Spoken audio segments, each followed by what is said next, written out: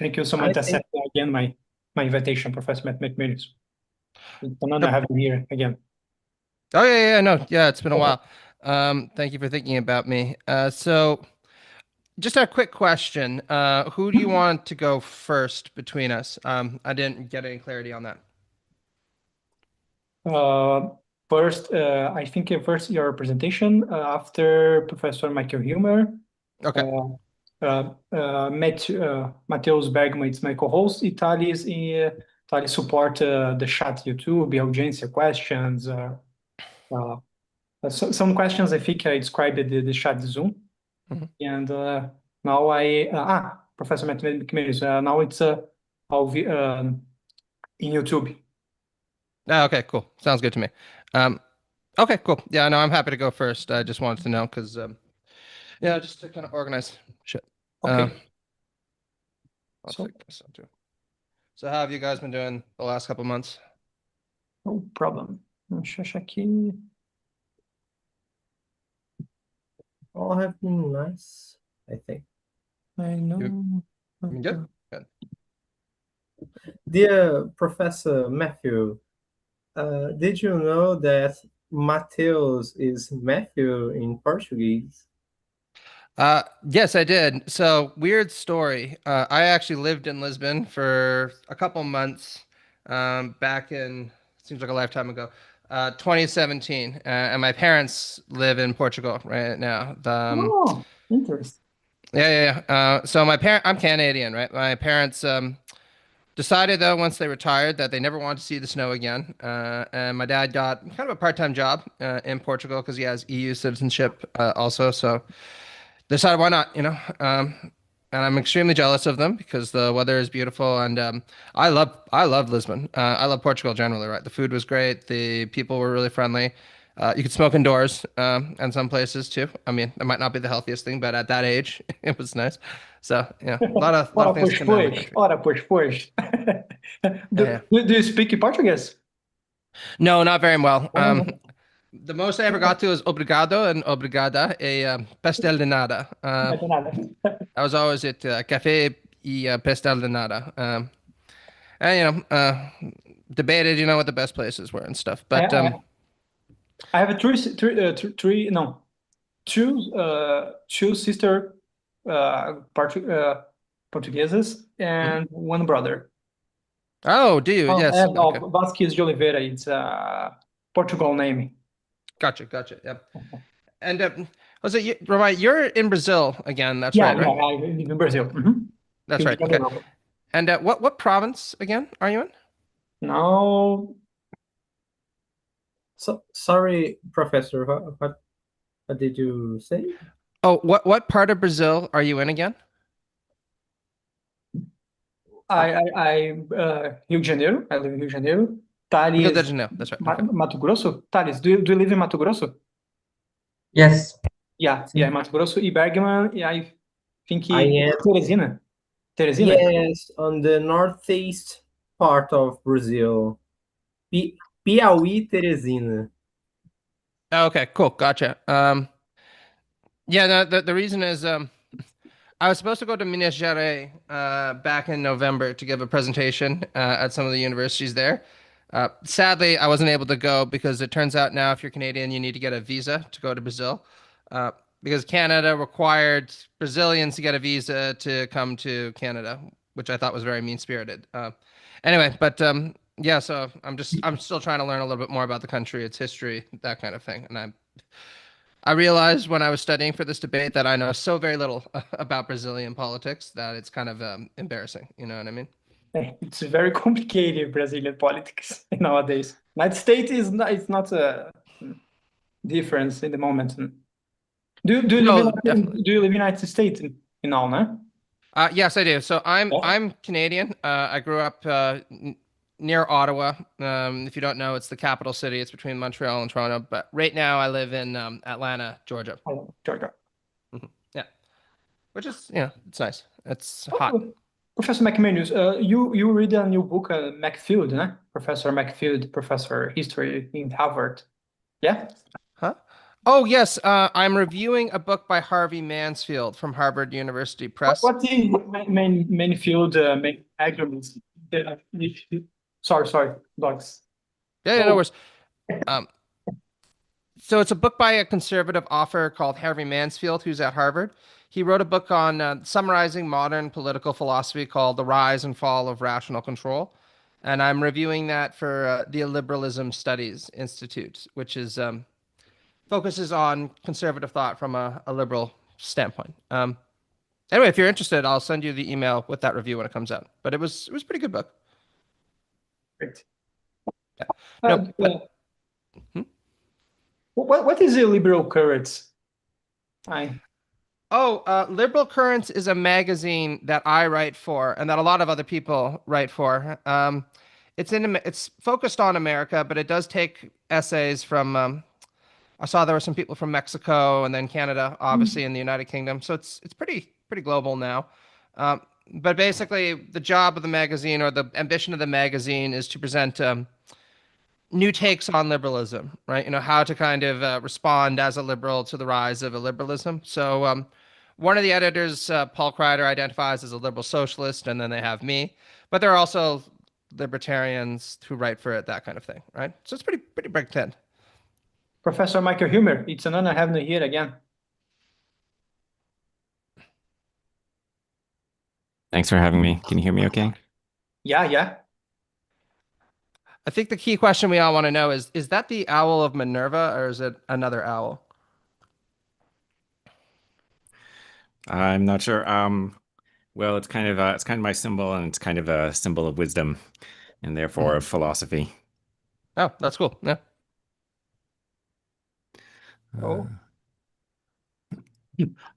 Okay, give me a second here. I think it was Hegel who said something about owls and flying midnight. I don't remember very well. Or the dawn or something. Well, that's why I thought it was remember Rush. I like so much Rush. That's why I thought it was the owl of Minerva, right? Hegel's famous quote in the Philosophy of Right is, the owl of Minerva always arrives, but after daylight is done. It's usually how it's translated, and it's taken to mean you always kind of realize what the point of something was, but only after you lose the ability to influence it. Yeah, that's a bummer. I hate it when that happens. It is a bummer. Yeah, sadly, I've come to think that Hegel was wise when he said that stuff since then.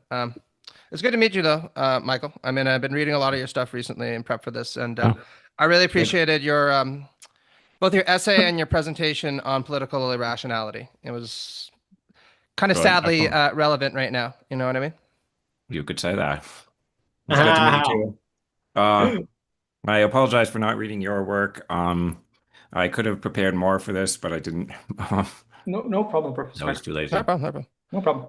So, guys, I think now it's starting record. Yeah. Sure. Yeah, go ahead. Feel free. 1 minute, guys. Hi, everyone. I am José Mayub and host José Mayub Path Chipstein channel. Today, I have a great pleasure in announce a debate between Professor Michael Huemer and Professor Matt McManus on libertarianism and liberal socialism. Today, our debate will revolve around the books Progressive Myths by Professor Michael Huemer and The Political Theory of Liberal Socialism by Professor Matt McManus. This link to the books will be the video described. Professor Matt McManus, it's an honor having you here. Thank you. Professor Michael Huemer, it's an honor having you here again. Thanks for having me. It's great to be here. Matheus Bergman, your turn. Hello. I am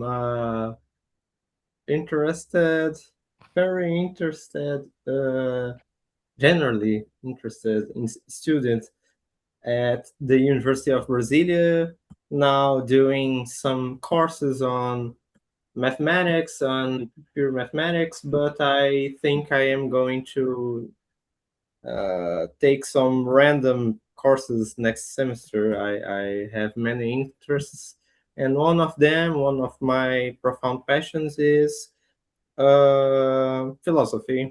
especially analytic philosophy. So I have sent dear Michael Huemer an email to you, I think, many time ago. I don't know if you remember that, but it No.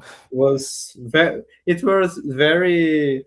significant to me and to my intellectual course at that time. So that's it. Okay, great. Okay, guys. If you enjoy the José Manuel Pafchepsem channel, would you like to support? You can donate through the link in the video described. So, guys, don't forget to like, leave the comment, subscribe the channel, leave in the comment, of course, and share the debate with our friends, our family, etc. Professor Matthew McManus, do you start your presentation? Sure, if you want. Do you mind if I put up my PowerPoint slides? Okay. 1 minute. I think I can do that. Can everyone see? See, yes. Beautiful. Okay, so first off, I just want to say that it's a real pleasure being back here. I had a great time talking with you guys before, and it's always nice to hear that there are people in Brazil who are interested in liberal socialism, especially given the complexities of your current government. So like a lot of academics, I can be very long-winded. You discovered that last time when we talked. So I'm going to do my best to stick to 15 minutes, and I planned it to be 15 minutes. But please, if it looks like I'm going over time, give me a 1-minute warning and I'll wrap up whatever I need to do. Okay. Everyone can see? Beautiful. So much of my research over the past few years has been dedicated primarily to studying the political right, actually, particularly its main ideological currents, going all the way back to Edmund Burke, Joseph de Maistre, and many others. And you can see this in my recent books, The Rise of Postmodern Conservatism, and in particular, my more recent book, The Political Right and Equality. But my wife, amongst other people, has always complained that, you're always talking about conservatives, right-wingers, libertarians, and what they're thinking about things. What is your own set of political convictions? So I've recently turned to writing in a more constructive dimension, presenting my own kind of viewpoints of things. And right now, this is given its most detailed elaboration in my relatively recent book, The Political Theory of Liberal Socialism. But I should also say that I'm elaborating on this in a new book that's coming out with some co-authors, What is Liberal Socialism, this summer, which is a popular book. And then I have Liberal Socialism Defense, which will be releasing with the University of Michigan Press sometime in the future when I'm finished writing it. So, let's pray to God and Allah and whoever we have available that I get that done. So just a little primer on some of the stuff. So for much of the 20th century, the operative assumption was that liberalism and socialism were irrevocably different doctrines, even moral antagonists. And you saw this in the kind of dynamic oppositions that were often thrown out by Cold War liberals in particular, and not a few socialists and conservatives. Liberalism stood for individualism, whereas socialism stood for collectivism. Liberalism was for an open society, and socialism and communism, going all the way back allegedly to Plato, were for a closed society. You get the idea. And there was even a push by some conservatives, like George Will, to insist that, at least in the United States, liberalism was fundamentally a right-wing doctrine. You saw that recently in his text, The Conservative Sensibility, which kind of tries to pour 200,000 pounds of concrete to shore up a right-wing version of liberalism in the United States in the face of things like Trumpism. And it does that reasonably effectively. At the same time, all of these figures who tried to suggest that there was this sharp conflict between liberalism and socialism were made quite uncomfortable by the fact that in the United States and many parts of the world, over the course of the 20th century, liberalism, which they would often put in quotations, came to be aligned with things like the New Deal, the Civil Rights Movement, the Great Society programs of Franklin and Eleanor Roosevelt, Lyndon Johnson, you name it, right? So people like F.A. Hayek took to talking about how the term liberalism had been so perverted that it could just no longer be used. And oftentimes they suggest we need to get back to the classic definition of what liberalism means, right? Small state, support for markets, that kind of thing. This story is, in fact, considerably more complicated, though, which is what I try to talk about in my book. As the Yale historian Samuel Moyn reminds us in his really brilliant book, I can't say enough good things about it, Liberalism Against Itself, liberalism came into the world as fundamentally a revolutionary creed.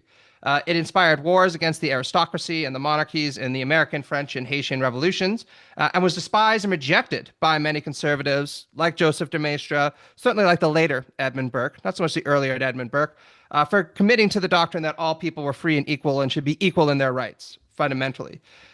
And what Moyne points out is the association of liberalism with caution and a wariness of progressive change really only came to the fore during the Cold War, inspired by the United States' geopolitical rivalry with the Soviet Union.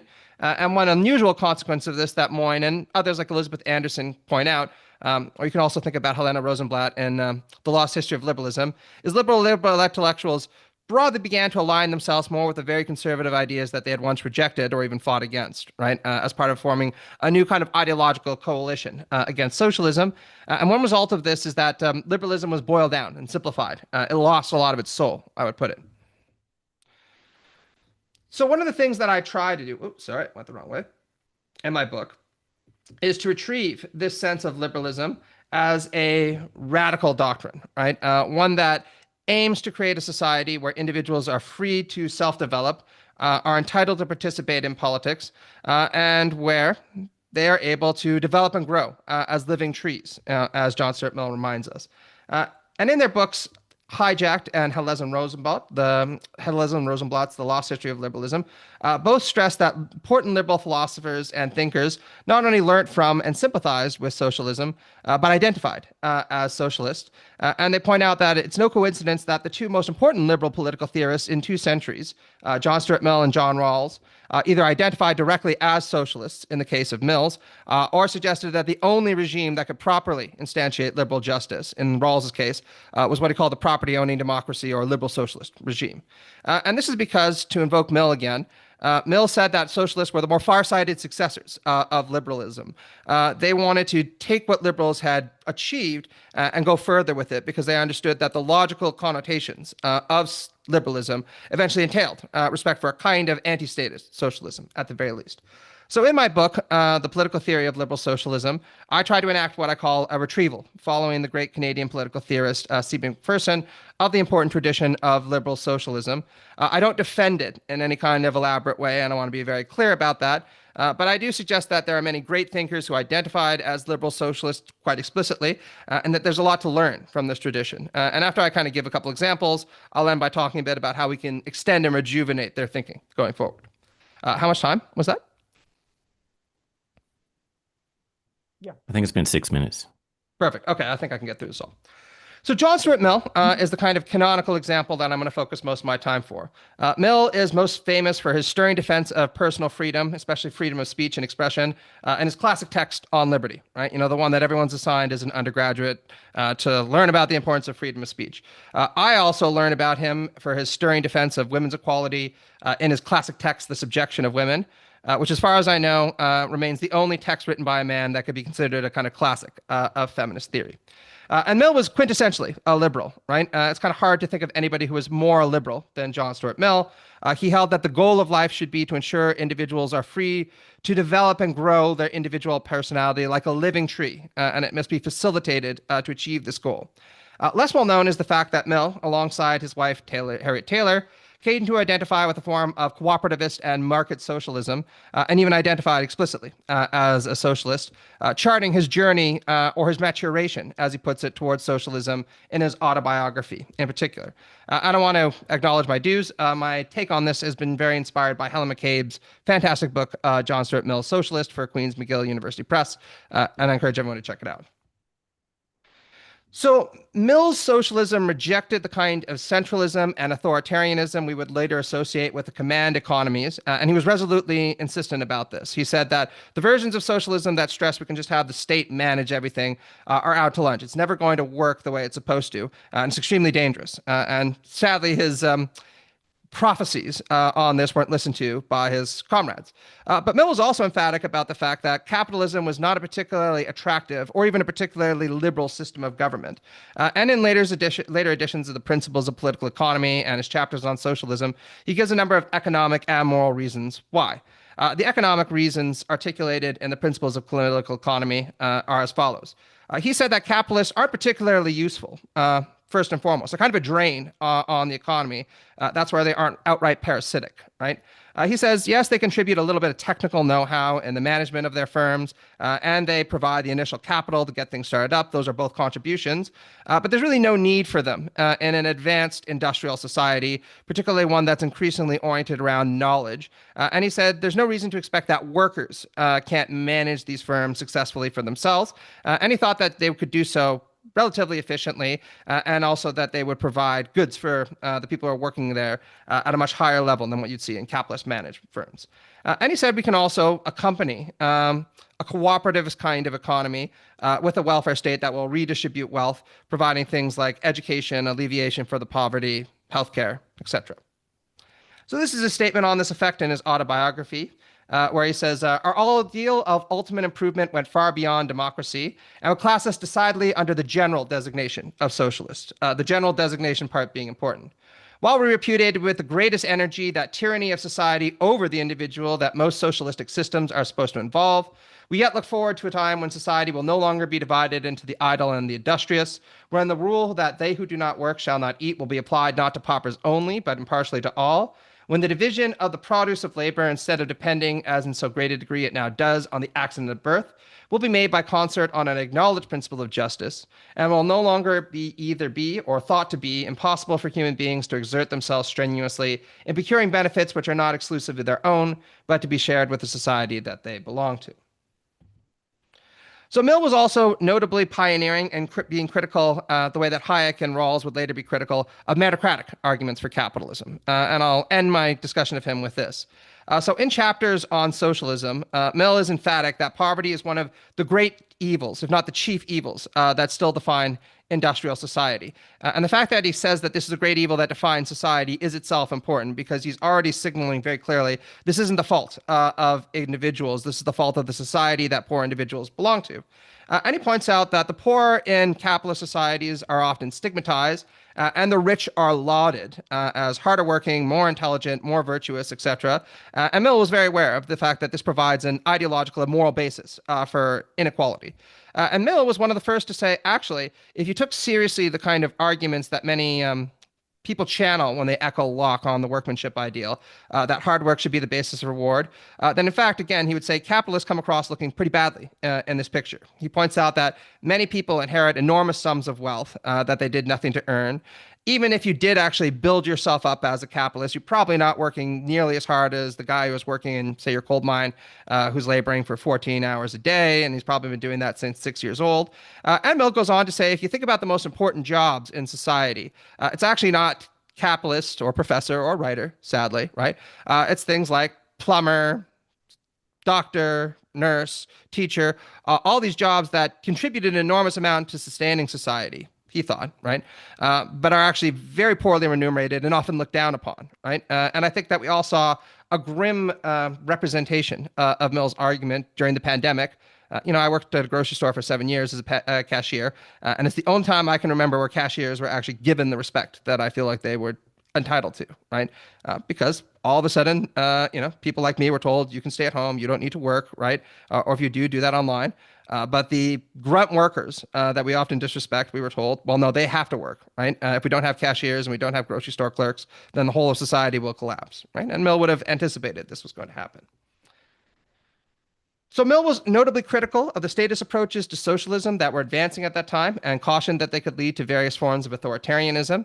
Today, we would characterize the socialism as a kind of market socialism, one that stressed there should be an economy that regulated things like prices and ensured that goods were efficiently distributed, but without capitalists, right? There'd be firms that were managed directly by workers and a welfare state that was accompanying that. And of course, this is because Mill was very critical of the idea through On Liberty and in his many other works that the state should commandeer control of most of social life. So we could talk about Rawls some other time, but I identify as a kind of Rawlsian Marxist, so it's pretty important stuff. So how could this be applied, right? In my book, I argue that liberal socialism, as found in the thinking of people like Rawls, like Mill, is a long and impressive political theoretical tradition. It includes antecedent figures like Thomas Paine and Mary Wollstonecraft, and important figures in the history of liberal thought like John Stuart Mill and Rawls, alongside John Maynard Keynes, Charles Mills, Chantal Mouffe, Elizabeth Anderson, Norberto Bobbio in Italy, somebody who deserves a better reputation than he has. And I argue that liberal socialists are committed to three core principles, ranked in order from the most abstract to the least abstract. The first is a commitment to methodological collectivism and normative individualism. This is a point I take from the Marxist Tony Smith and his book Beyond Liberal Egalitarianism. So liberal folk socialists recognize that for the individuals to flourish, we must live within a hospitable and non-domineering social environment and cooperate with others. So we recognize that human beings are, to put it in Aristotelian terms, social animals. We can only thrive in society. And this is different from possessive individualism, which holds that individuals are the kind of core unit of society. But liberal socialists are normative individualists in the sense that even if we recognize that human beings are social animals, it's the well-being of individuals that takes precedent over everything else. So you can't sacrifice the need of existing individuals and potentially future generations for the sake of a reified abstraction like the nation, civilization, etc. So the second principle that I argue liberal socialists are committed to is what I call a developmental rather than acquisitive ethic. And you see this very clearly in Mill and especially Rawls. So liberal socialists hold that it's wrong to assume that human beings are motivated by competitive hedonism, right? That we will do whatever it takes to get as much stuff, and we want as much stuff because that can gratify our basic needs. Obviously, that is part and parcel of human nature. And as Michael often points out in his work, there's no doubt that human beings are frequently extremely selfish, right? But Mill and others will point out that a higher kind of self-interest is committed instead to the development and exercise of our human capacities, which often requires coordinating with others, right? Much better than just having a lot of stuff for many people is being a good father. Or being a good friend, or being good at my job, or learning how to play the violin effectively. That is something that it requires cooperation with others to do effectively, and society can do a great deal to facilitate the development and exercise of these human capacities. And the third principle that liberal socialists are committed to is that we should try to achieve greater economic equality and economic democracy within a liberal democratic framework that respects and indeed expands respect for individual rights. This includes extending principles about equality and democratic freedom into the economy and the family, where workers and women have often been subordinated by disparities in economic and patriarchal power. The one qualification to this is liberal socialists starkly disagree with people like Ludwig von Mises, for example. In his classic book, Liberalism, von Mises says that the essence of liberalism, or all the demands of liberalism, can be boiled down to private ownership of the means of production. That is respect for private property, right? Liberal socialists would certainly insist that people are entitled to things like personal property, right? To invoke an example that Michael gives in his work, if there's a hermit living on a desert island, you're not allowed to come in and just sit in his house and take his stuff for whatever odd reason. That's a violation of his rights to personal property. But that is distinct from ownership of the means of production that give individuals the capacity to domineer over others and to set much of the agenda for political and social life. Okay. So what does this look like in practice? Okay, how much time do I have left? Yeah, finish, but you have quickly, no problem. Not a problem. Okay, I'll finish with this last slide. So many liberal socialists look to the Nordic social democracies as the closest approximation of what should be aspired to. And this has been variably referred to as Nordic socialism by Pelle Dragsted, or the Scandinavian version of socialism, or Scandinavian variant of socialism by historians like Sejersted. Nordic social democracies were largely built by socialist and labor parties, whether you think about the Swedish Social Democratic Party or the Norwegian Labour Party, that were committed to preserving and indeed expanding liberal and democratic rights while redistributing wealth through the establishment of robust social welfare programs. And one of the things that makes them distinctly socialistic, as a logician Scott Sahan points out, is it wasn't just about redistribution. I think this is one of the things that libertarians in particular mix. There was a very strong commitment, especially post-1930s, to empowering workers' movements relative to capital. And you still see echoes of this to this day, where, for instance, in Sweden, union density remains at around 70% or higher, and there are deep integrations on the part of the workers' movement and the state. And this is accompanied, of course, by a solidaristic approach to things like labor activism. Just to give one example, many unions in Denmark joined strikers in Sweden, demanding better working conditions for Tesla employees. And I think that that's deeply inspiring. It's deeply inspiring because anything that makes Elon Musk upset, prima facie just has to be a benefit, a net benefit to the world. But also, for more serious reasons, because I think it is good that one sees this kind of sense of international solidarism between these different working groups.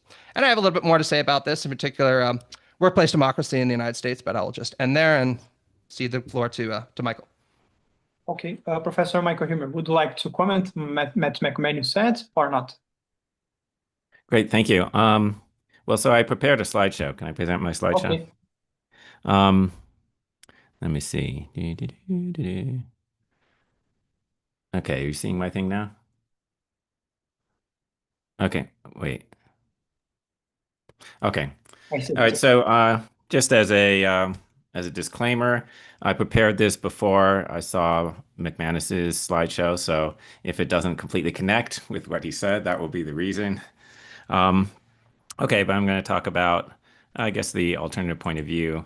I'm going to talk about, why listen to a debate and why we have property rights and why we have capitalism more specifically.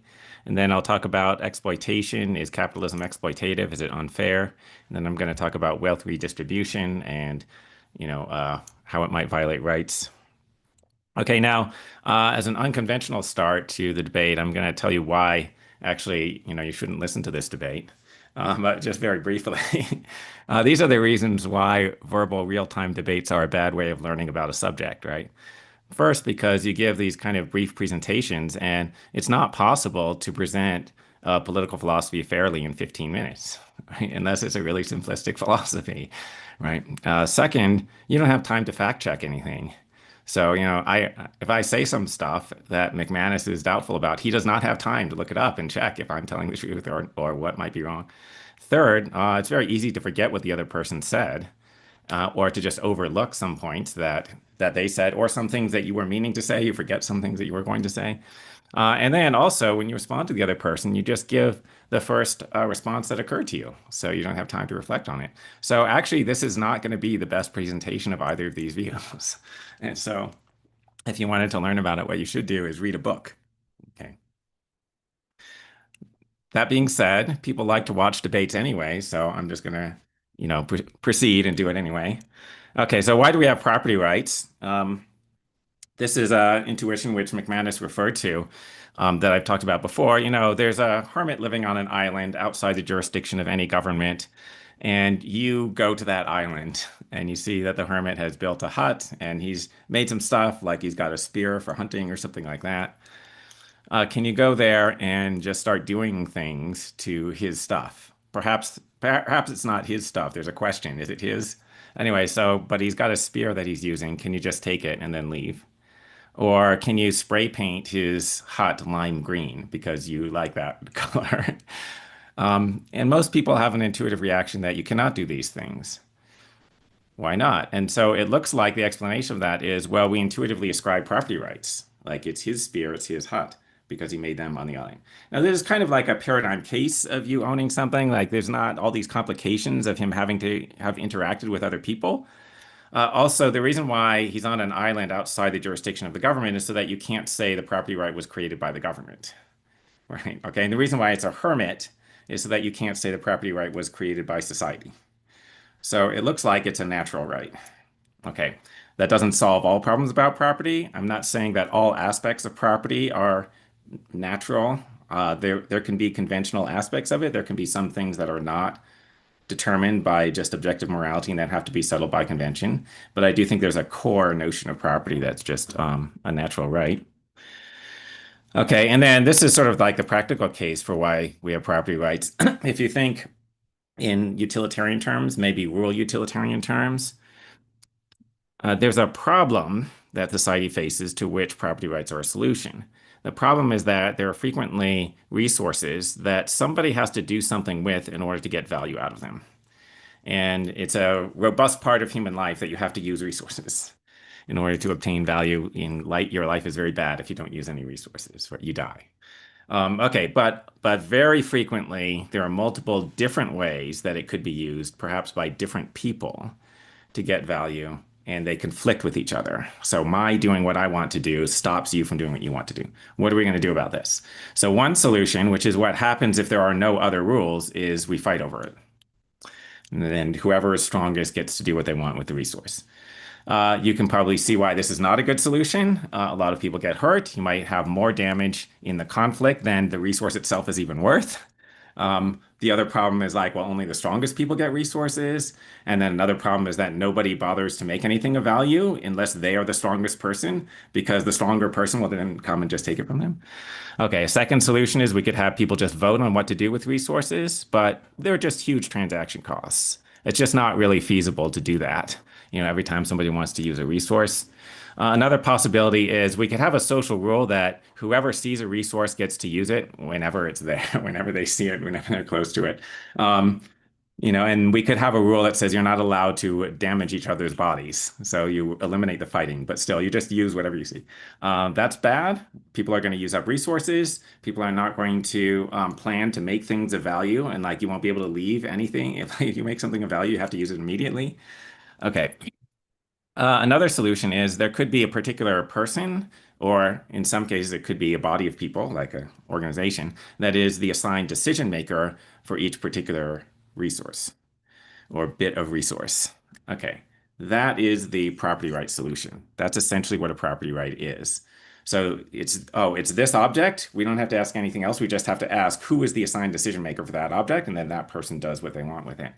Within certain broad constraints, you don't get to do whatever you want with it. Like if you have a knife, you don't get to like use it to stab people, but within the constraints of morally acceptable uses of the resource, the owner gets to decide which is realized.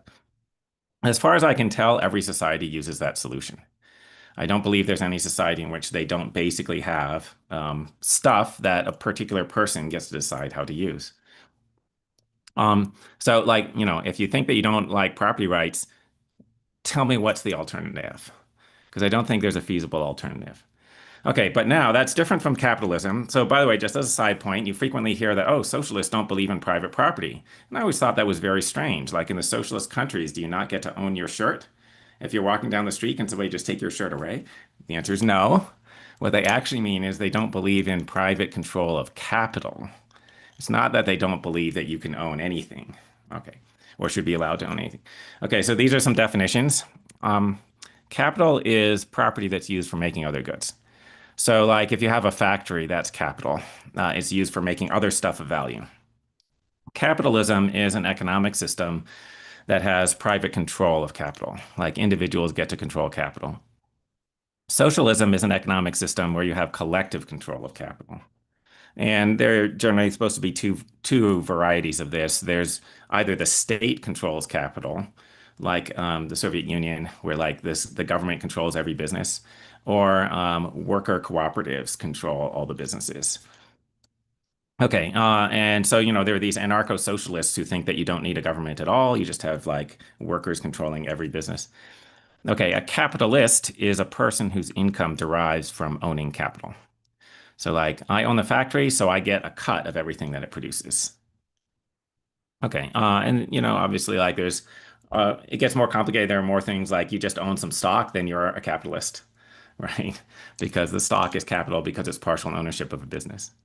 Okay, why have capitalism? Okay, or why have capitalists? What's good about capitalists? What do they do that might be useful for society? So first, you need some kind of delayed consumption in order to have investment and therefore in order to have the economy grow. So somebody has to take goods, like somebody has to take value that's been produced and sort of like save it up so that they can use it to expand businesses or create businesses or something like that in order for there to be more economic production in the future.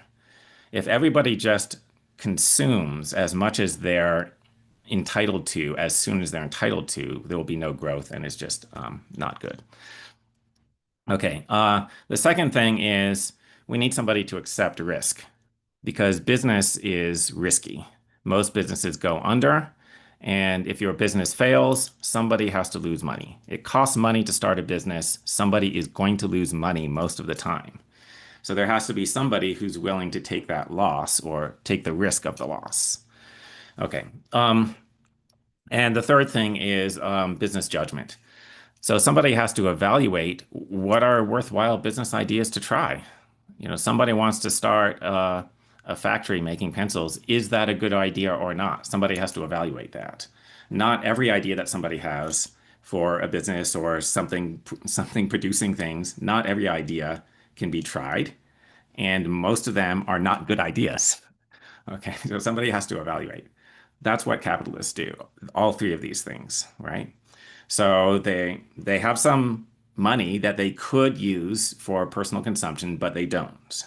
And they put it into investment, and that's risky, but they take the risk of losing that money, and then they exercise their judgment to evaluate where that money should go, right? What business it should go to. Okay. And then, good. So you might think, okay, but it doesn't have to be capitalists doing that. It could be the government doing that. Why should it be these business people doing these three functions? So these are differences between individual capitalists and the government. The way that the capitalists do these functions is basically voluntary, through voluntary interactions. The way the government does basically everything is through coercion. Okay, so like the government would just like force people to give them money and then just tell people what to do. And if you don't want to do what they want to do, then they hurt you or something like that. They do something unpleasant to you. The capitalists, like if you want to start a business, you have to either use your own money or convince people to voluntarily give you money to start the business. Of course, there would be an exchange for a cut of the profits, right? The second difference is the government is monopolistic. So they're a single organization and they prevent anyone else from competing with them. So if you try to start up a government, they will shut you down with prejudice. Businesses are usually competitive, and this is really important. Things go badly when it's monopolistic, right? So what keeps businesses in line is largely their competitors. The reason why they're not screwing you over as much as they would like to is that they have competing businesses who will then take their business if you're unhappy with them. Okay. And then a third point, which is related, is how you get chosen. The way that you acquire influence and power in the market is through being good at certain things. It's through success. And the way that you get power and influence in government is through winning a popularity contest, right? Or being appointed by somebody who won a popularity contest. Okay. So, i.e., an election. Okay. In the business world, if you want to gain influence, you do this capitalist thing. And if you're good at it, like you're able to choose businesses well, and the businesses are producing something that people want, and they're not wasting too many resources in doing it, then you get profit. And then you take that profit, and then you can do more of the capitalist thing. But if you're bad at it, you lose your money, and then you're forced to stop doing it. With the government, it's not like that. With the government, if you're really bad at it, you can just keep doing it. You can just get more money from the taxpayers. As a matter of fact, if you have a government program and it's really bad at what it's supposed to be doing, what you can do is go to the voters and say, this social problem that we're trying to solve, it's really hard. Like, look how it's bad. Look how it's getting worse. You need to give us more money.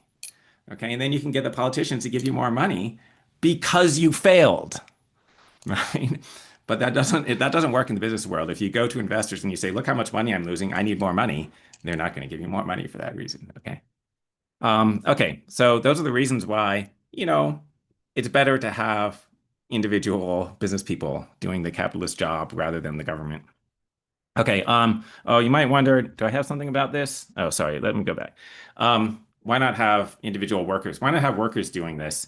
And basically, I just think, these functions, it would be fine for workers to do this, but I just think that most workers don't want to do these things.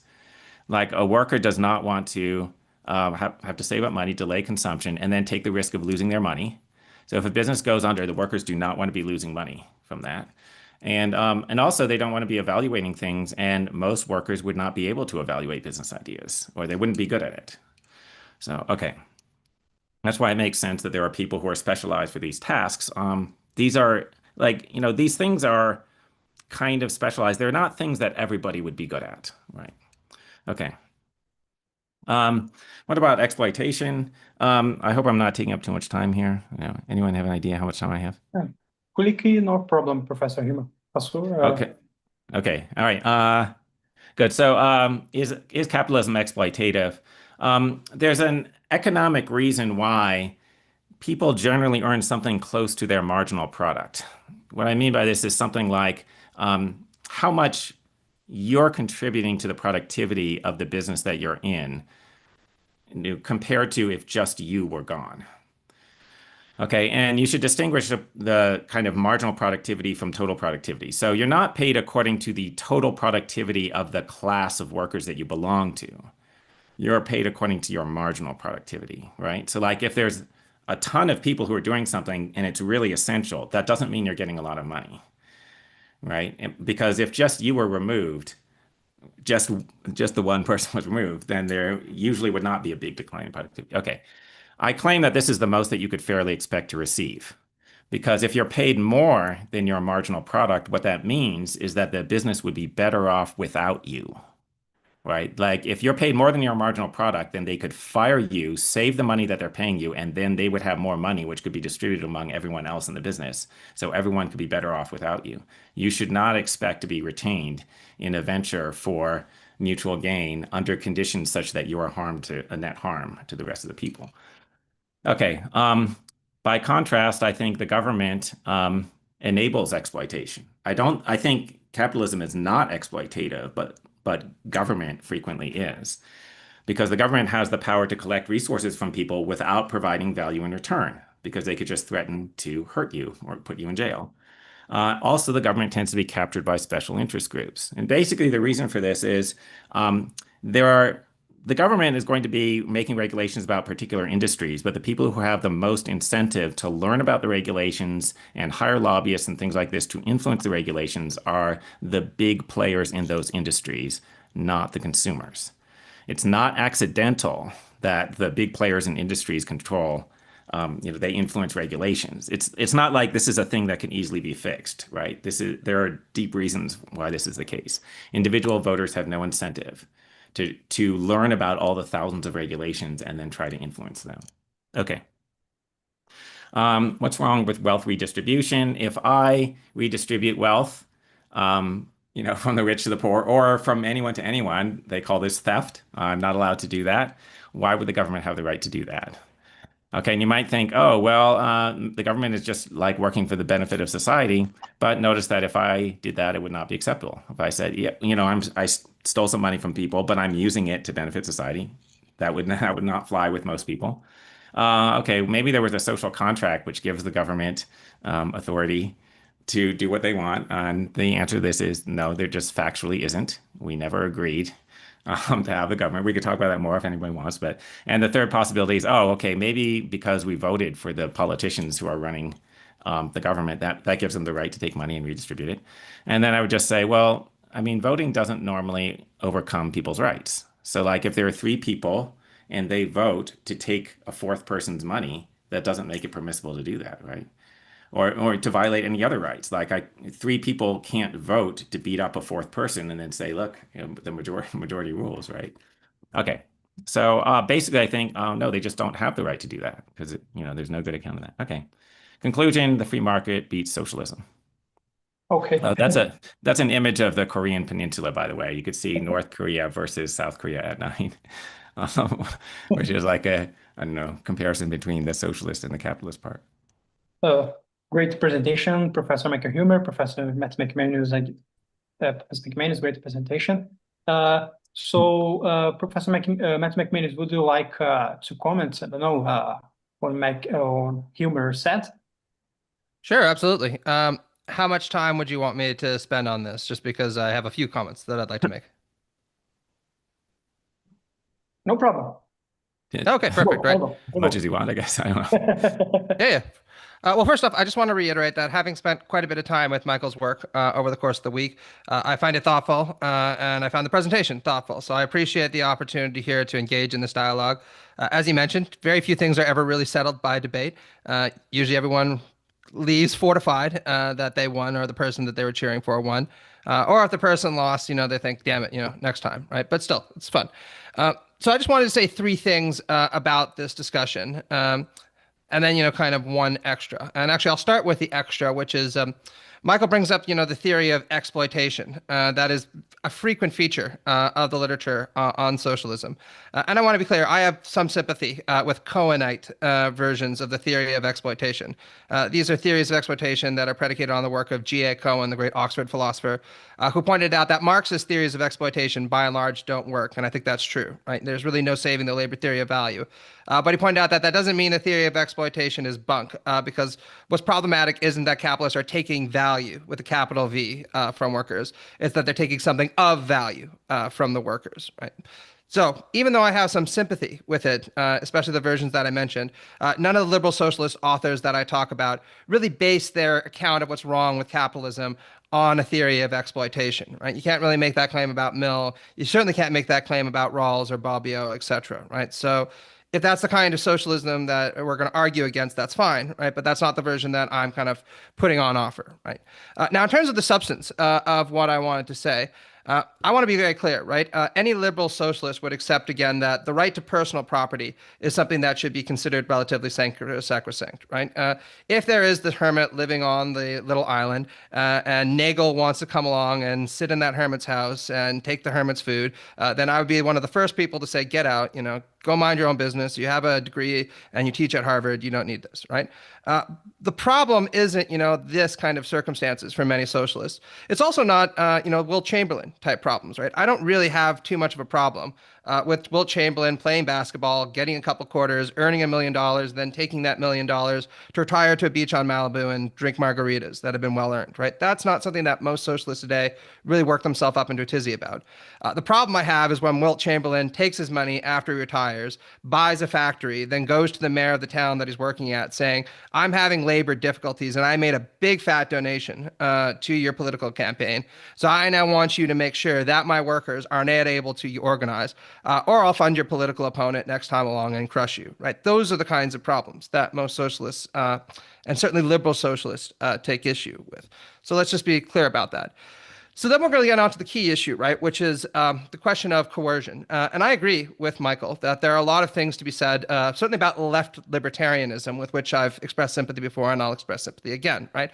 I don't particularly like the idea of the state interfering with everyone's business either.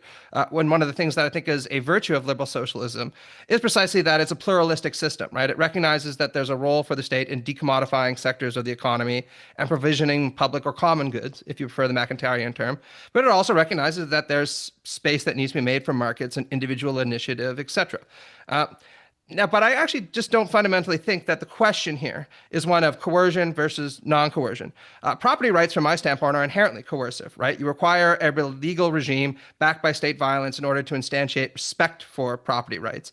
And even in the state of nature, pure Hobbesian universe, coercion is also part of respect for property rights, or at least claims to property rights, because individual private actors use violence in order to enforce their claims to certain forms of property. So I think that, this question that libertarians sometimes try to raise of what is coercive and what is not coercive is really just all a kind of misnomer. The issue is what is legitimate coercion. And that's really what we're debating about, not whether this system or that system involves coercion. And in that respect, I actually argue that contemporary capitalism is extraordinarily coercive, right? It's coercive and freedom limiting in several important ways, right? One very clear example of this is as long as the state instantiates respect for a certain regime of property rights, with which I profoundly disagree because I consider it unjust, that is a regime that is being imposed upon me, again, backed by force, that for many people should not be subject to my wishes or my democratic interference, right? Economic questions are kind of removed from the political table or interference because certain kind of libertarians will insist that these are just natural and cannot be interfered with. And of course, that means the state can use force to back up respect for those kinds of property rights. And then the second point that I want to make, which draws upon Elizabeth Anderson, who I wanted to reference in my presentation, is that if you were to tell the average American or Brazilian that from now on the government is going to be telling you when you're going to wake up in the morning, what clothes you're going to wear during the day, when you're going to go to the bathroom, what you're going to be eating your lunch, how you're going to structure most of your week, there'd rightly be a revolution right away, right? People would sit there and pull out the big snake flags and say, don't tread on me, get big government off my back. And yet we accept this day in and day out when it's private actors that do exactly the same kind of thing. And again, I have lots of personal experience with this, as do most people who work in the labor economy, right? Who've had a boss who's basically dictated much of what they're going to be doing with their life. And what liberal socialists tend to argue, going all the way back to Mills, is just that we should take liberal principles sufficiently seriously to want to extend them into sites of economic domination so that workers can have freedom of expression in the workplace, so that workers can have a big say in who is going to be appointed their boss and how the firms in which they live are going to be managed. And I'm Marxist enough to agree with Karl Marx's quite scathing critique of liberal political thought in The Center of Capital, where he said, look, liberals talk a big game about the importance of political participation, the division of powers, and Marx actually said that's all well and good, right? That's an admirable advance on the part of bourgeois ideology over the old feudal aristocracies.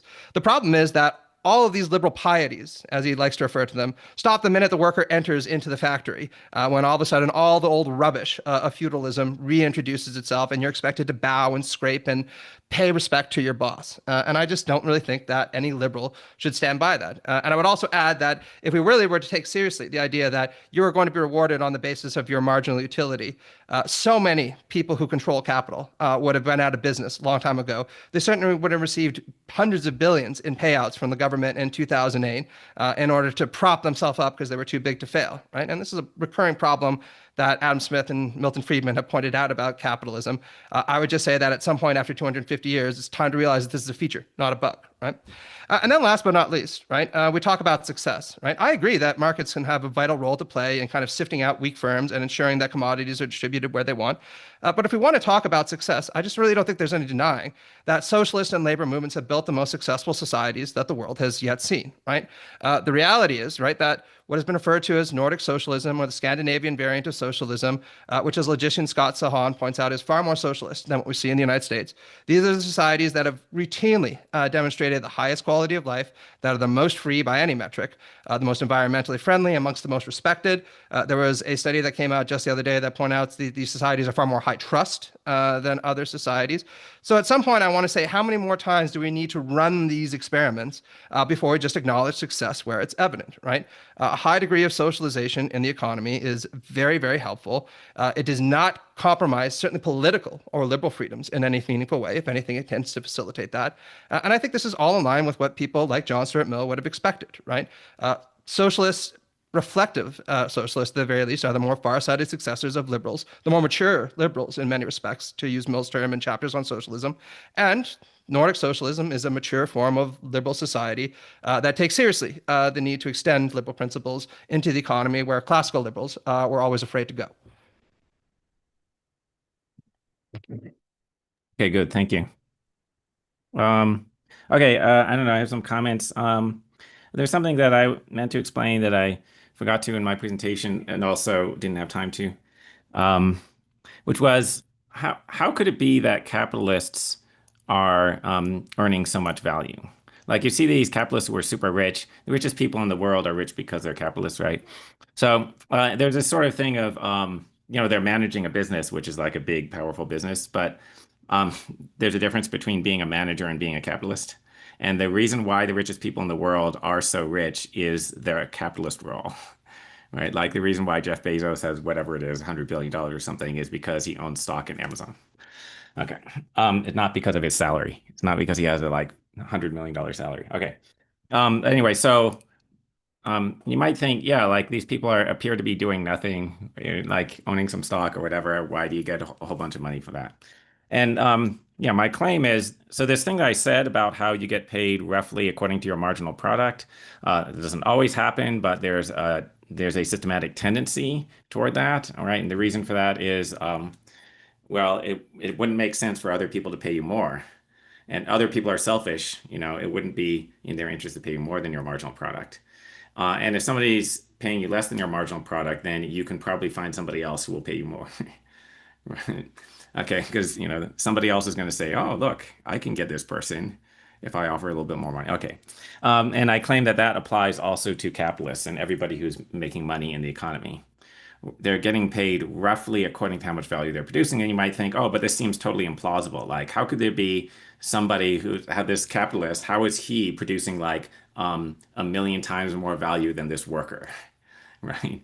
But I want to suggest that's not really that implausible, actually. It's because the capitalist is having an influence on a huge number of other people's activities and making a huge number of other people's activities more productive than it would otherwise be. So actually, the capitalist marginal product could be huge, right? Like if I make 1,000,000 people 1% more productive, like then that's equivalent to my doing the work of 10,000 people, right? Okay. Anyway, so and my claim is that that's why it's not unfair. There can be individual cases that are unfair. Somebody could be overpaid or underpaid, of course, but it's not systematic. Like roughly speaking, there's a tendency to approximate to paying people the most that they could fairly expect. And I think that just doesn't apply when the government is deciding things. Okay. Are property rights coercive? We use coercion to enforce property rights. Okay, so like, and I take it that that was partly in response to my comments about the difference between when the market does things and the government does things, and the government is coercive and the market is voluntary. Let's say, well, right, but it's sort of the market transactions are voluntary once you fix the property rights or something like that, and the government transactions like are not not voluntary even apart from that, right? They will in addition violate the property rights. So. And I think there are some aspects of property rights that are natural and not created by the government. Okay. I guess there's some comments about collective bargaining and unionization. I'm not against people forming unions. I think that, just on the face of it, that's a voluntary transaction. And it's a voluntary like activity for a bunch of workers to say, oh, we've all agreed that we're going to quit or we're going to stop working if you don't do X, Y, and Z, to the manager. That's totally within like libertarian principles that you can do that.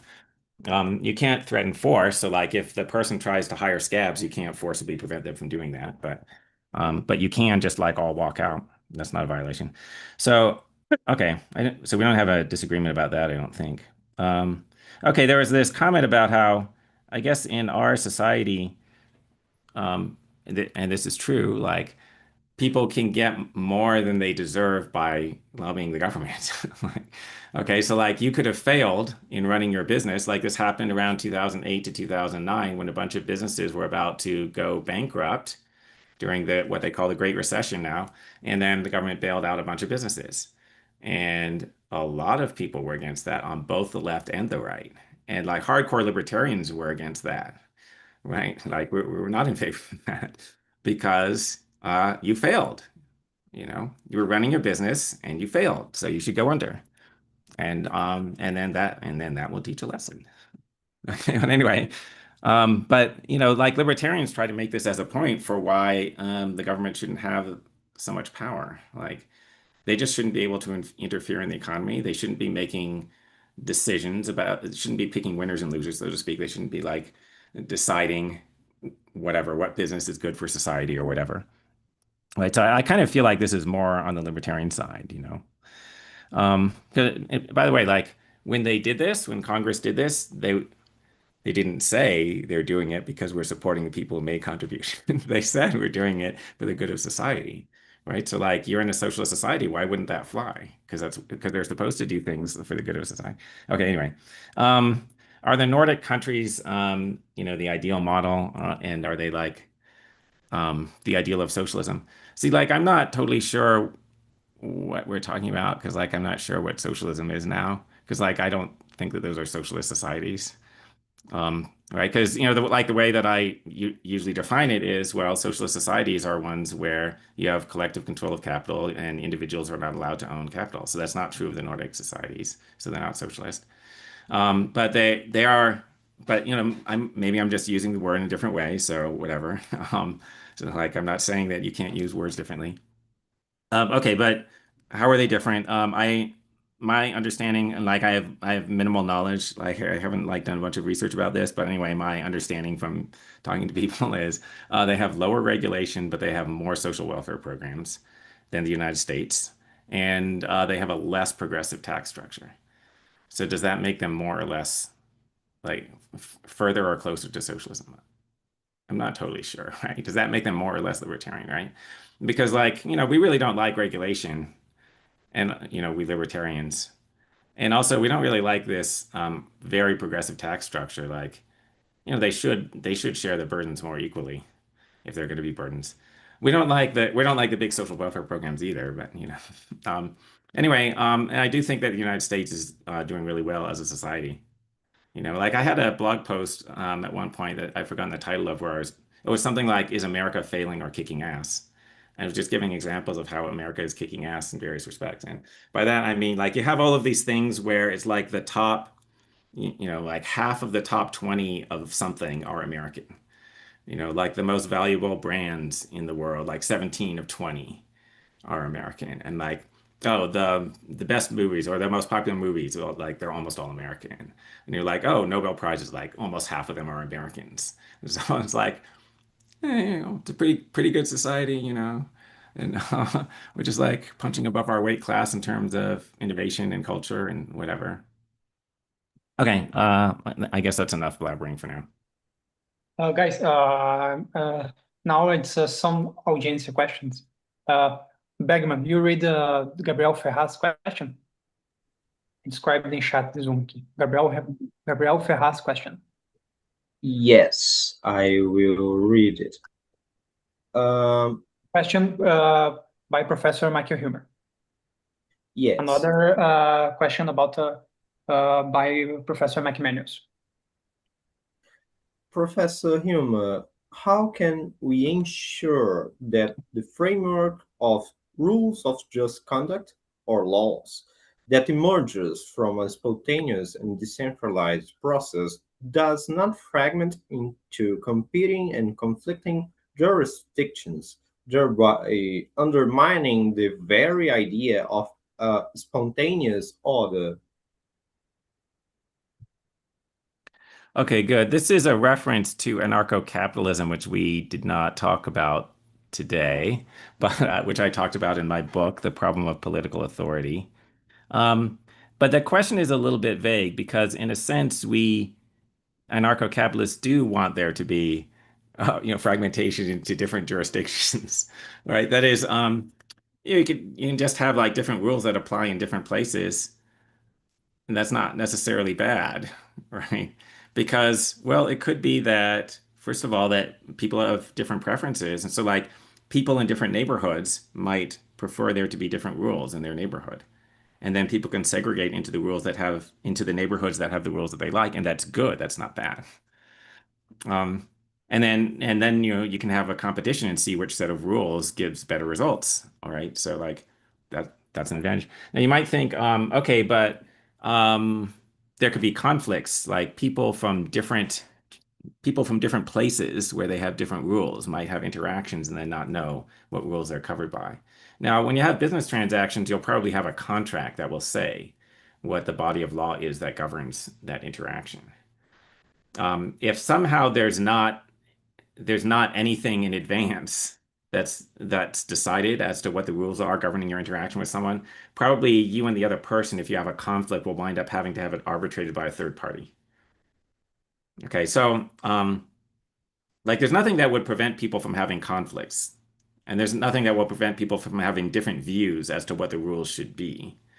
But there is a way of resolving conflicts peacefully, right? So what most people would do is go to a third-party arbitrator, and then there could be these arbitration companies that arise to do that, right? And they have a reputation to protect, so they try to make decisions that the majority of society will think are fair or something like that.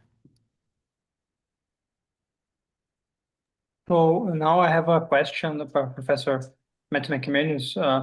Sure. Professor McManus, I'll question ask you, how does liberal socialism understand the existence of the state, and does it envision the possible in the future without a state, no state? It's I don't know, and then like Marx, when future it's not state, it's not the equalization's political. Yeah, absolutely. So the short answer to that is no, right? Most liberal socialists anticipate that the state or some other basic structure, to use the Rawlsian term, is going to be around for a very long time, right? Human beings are social and political animals. It's very unlikely that we're ever going to exist without something that looks like approximately like a state system. So just to be very brief, right? Liberal socialists are different than Marxists in that Marx again adopted a dialectical and historical materialist approach to history, where he anticipated that at some late stage there would be such a surplus of goods made available that since the foundation of the state lay in the management of class conflict, there'd be no more need for class because the economic preconditions of a class-based society would have been obliterated, and consequently the state could wither away and politics would be taken over, to use Engels' term, by the management of society, the scientific management of society, rather than political disputes about who gets what, right? Liberal socialists like Rawls, myself, right, would insist that fundamentally there's going to be always a relative scarcity of goods, at least until 3D printers can solve that, and we all live in Star Wars.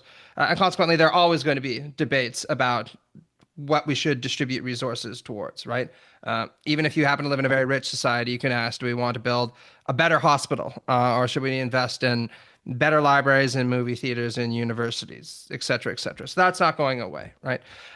In terms of the kind of role that liberal socialists think that the state should play, this really depends on the author that you're talking about. And one of the things that I foreground in my book and my other work is that while liberal socialism is a subset of liberal and socialist thought, it itself is quite internally diverse, right? Mill is not the same as Rawls, who is not the same as Chantal Mouffe, who is not the same as Norberto Bobbio or John Maynard Keynes, etc. So they all have different visions of what the state should do. But one of the things that does unify them is the idea that we should have fundamentally a pluralistic approach to solving social questions. In some circumstances, there might be a role for the state to play in decommodifying large sectors of the economy by provisioning, again, public and or common goods. This is the kind of point that Rawls makes, where he says there's probably nothing wrong with the state managing something like healthcare the way that they do in, say, the United Kingdom. And he was very influenced by labor activism in the UK. But there should also be a role for markets and firms in coordinating the provision of things like consumer goods, right? By contrast, Mill had a smaller role that he thought that the state should play, in line with his own kind of predilections, right? At the same time, he thought that by and large, most private industries should be managed by worker firms, because he thought that anything less would be illiberal and domineering. So he countenanced a kind of smaller role for the state to play in his market-based socialism than, say, Rawls would. And, the same is true of any number of the different thinkers. Myself, right, again, I tend to lean towards the Nordic approach to these things, what Dragstead calls the Nordic socialist model. And I just want to kind of gesture to what Michael said. I appreciate that there's some kind of confusion and ambiguity about my use of this term.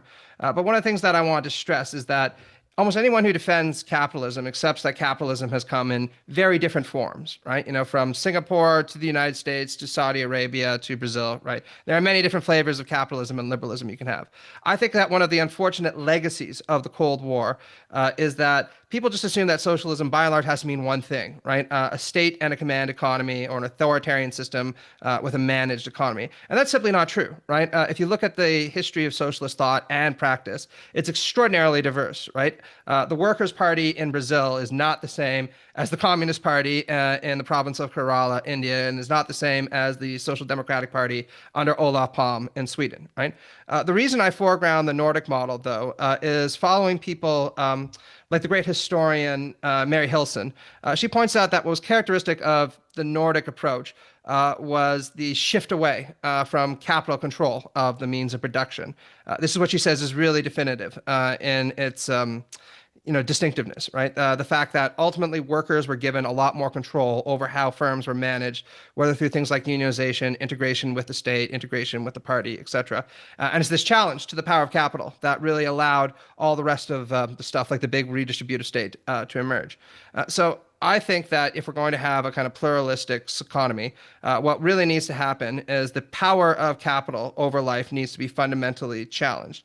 And that needs to take place both in private firms, and we should transition to worker-managed firms as a result, and also at the state level, because I think there's a lot of empirical evidence that shows that the reality is that capitalists have a vastly undue amount of influence on how the state has been managed. I think going back to Adam Smith, even defenders of capitalism always acknowledged this was going to be a risk. What I would just stress is that crony capitalism is not an accident, it's the reality, right? I know that people sometimes used to like to say that real socialism has never been tried, real communism has never been tried, we just need to work harder at it. Well, I'd say, look, Adam Smith has been saying since the 18th century that crony capitalism is a problem, and libertarians constantly say, well, we just need to work harder at it. I'm here to say I don't think it's ever going to happen, right? This is just how capitalism is going to work. They will always put their own interests above the needs of a market society, which is why the state needs to militate against private control of political power. Professor Huemer, do you have some? Just comments about the last part. Because I'm kind of confused about what the argument is, right? Like, I mean, if the argument is that there should be no private ownership of capital, and like then the government should control all the capital, then I see how you get rid of crony capitalism. But if you have capitalists at all, and you have a democratic government, I don't see how you get rid of it. And especially if the government is sort of authorized to like intervene in the economy for the benefit of society. They're just going to say that they're doing that when they're doing it for the benefit of their contributors. But by the way, I have a solution. It's anarcho-capitalism, right? There will be no government, so there won't be anyone to lobby. Right? And you might think that that's crazy for other reasons that, and we don't have time to go into all of that. But anyway, it would eliminate crony capitalism. Sure, but just to respond to that, I don't think it would eliminate cronyism, right? So just to kind of bring up the example that you've given some of your lectures, say that we were to transition to anarcho-capitalism where security issues were managed by private firms, for example, that we paid into. I lived in Mexico for a couple of years, right? And I often like to say Mexico in this respect was in many ways an anarcho-capitalist paradise because the state, especially in some parts of the country, had very little functional control. There were private organizations that you could pay up to who would provide you with quality protection, and they were called the cartels, right? And boy, oh boy, would they provide you with quality protection, and was there ever a robust competition amongst these firms to make sure that this was provided effectively, right? So I'm just very skeptical of the anarcho-capitalist route of privatizing a lot of state functions, because as bad as the state is, I think that a model like this would lead to far worse and far more coercive places, right? But just on the question about, the state and the economy, again, I recognize that there are very serious dangers that come from allowing the state to manage the economy as a whole, which is something that liberal socialists have been sensitive to all the way back to Mill when he was railing against the dangers of excess Saint-Simonianism. And he was deeply influenced by Saint-Simon in other respects, right? What I argue for is a pluralistic economy where markets are relegated to the role that they can properly play. And ideally, it's worker-run firms that operate in the private market economy. And then there are other sectors where the state has proven itself as a efficient distributor or efficient manager of certain kinds of goods, right? And a premier example of this is healthcare, right?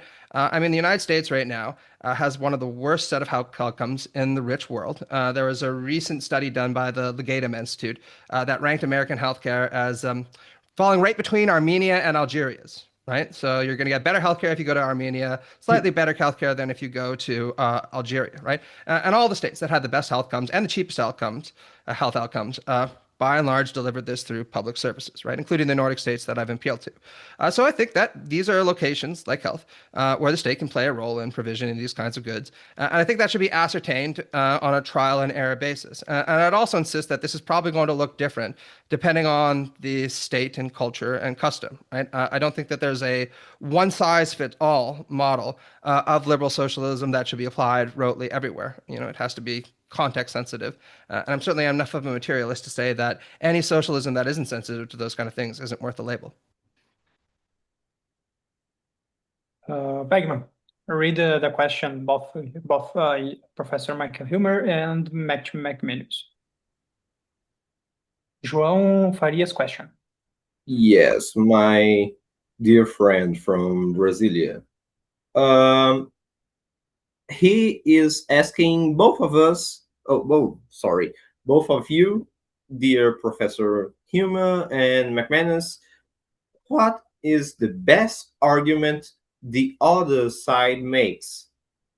What do you think it is? You both. Very good. Should I go? I guess. So it depends upon what counts as the other side. Okay, but basically, I think the best sort of like whatever broadly left-wing wealth redistribution type argument that's not libertarian is there's sort of like an argument from diminishing marginal utility. So it's well known in economics that wealth and material goods have diminishing marginal utility.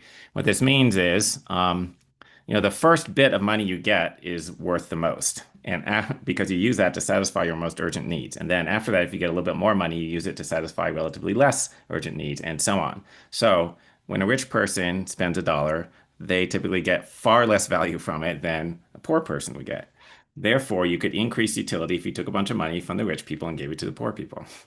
Okay, and so that's true, right? Like, at least in the short run, that's true. Like diminishing marginal utility is definitely true. Okay, and then libertarians have responses where they say, yeah, but then you're decreasing the rate of investment, which decreases the rate of economic growth overall, and like rich people invest a lot more money, a larger percentage of their wealth than middle or lower income people do. So you're going to reduce the economic growth, and then over a period of many decades, you're going to have a much worse off society. Okay, so there's that response, but it's not really obvious that the optimal point, like if you're a utilitarian, it's not obvious that the optimal amount of redistribution is 0, right? Like it's not obvious that it isn't, but it would be kind of like a lucky coincidence if that's the case, right? So like I do think that's the best argument. I have some sympathy for real utilitarianism, so I don't think that's a foolish argument. Yeah, on my end, there's a really good book written by Matt Zwolinski and John Tomasi, The Individualist, which is kind of a pocket history. Shouldn't even say pocket; it's quite long of the libertarian movement. And Zwolinski, Tomasi, and I should also add Aaron Ross Powell, a good friend of mine who identifies as a bleeding heart libertarian, point out that there are kind of two streams of libertarian thought. One of which I think is very thoughtful, and any socialist should be attentive to. The other of which I have a lot less sympathy for. The school of libertarian thought that any socialist should be sympathetic to is that school of thought that says, look, if you are committed to equality, the way any socialist should be, the primary barrier to achieving equality has always been the state, or has often been the state. The state is the primary vessel through which things like racial hierarchies, for instance, have been instantiated. The state has been the primary vessel through which misogynistic laws and policies have been advanced. The state often cooperates with capital in order to clamp down on workers' movements in the way that Professor Huemer articulated, I think, very gracefully. On that basis, socialists should be way more skeptical of the state than they traditionally have been. And I think that that's a very strong argument. The version of libertarian that I am far less sympathetic to is the one that is currently, unfortunately, gaining a lot of ground both in the United States and around the world, a right-wing version of libertarianism, which holds that the state has actually been the primary barrier to the achievement of the proper social hierarchies that would express themselves if only these nebbish liberals and progressives stop getting in the way and trying to artificially raise people beyond their station. This is what you see in the writings of people like Curtis Yarvin, who identified as a libertarian for a long time and is now kind of a techno-monarchist. Nick Land, Bronze Age pervert, when he says nice things about Javier Milei, even though he describes himself as a fascist elsewhere.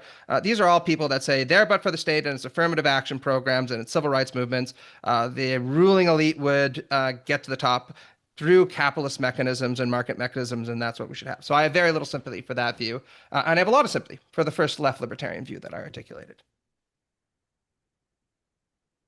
Very much. You have a question, Professor Michael Huemer or Professor Matt McManus?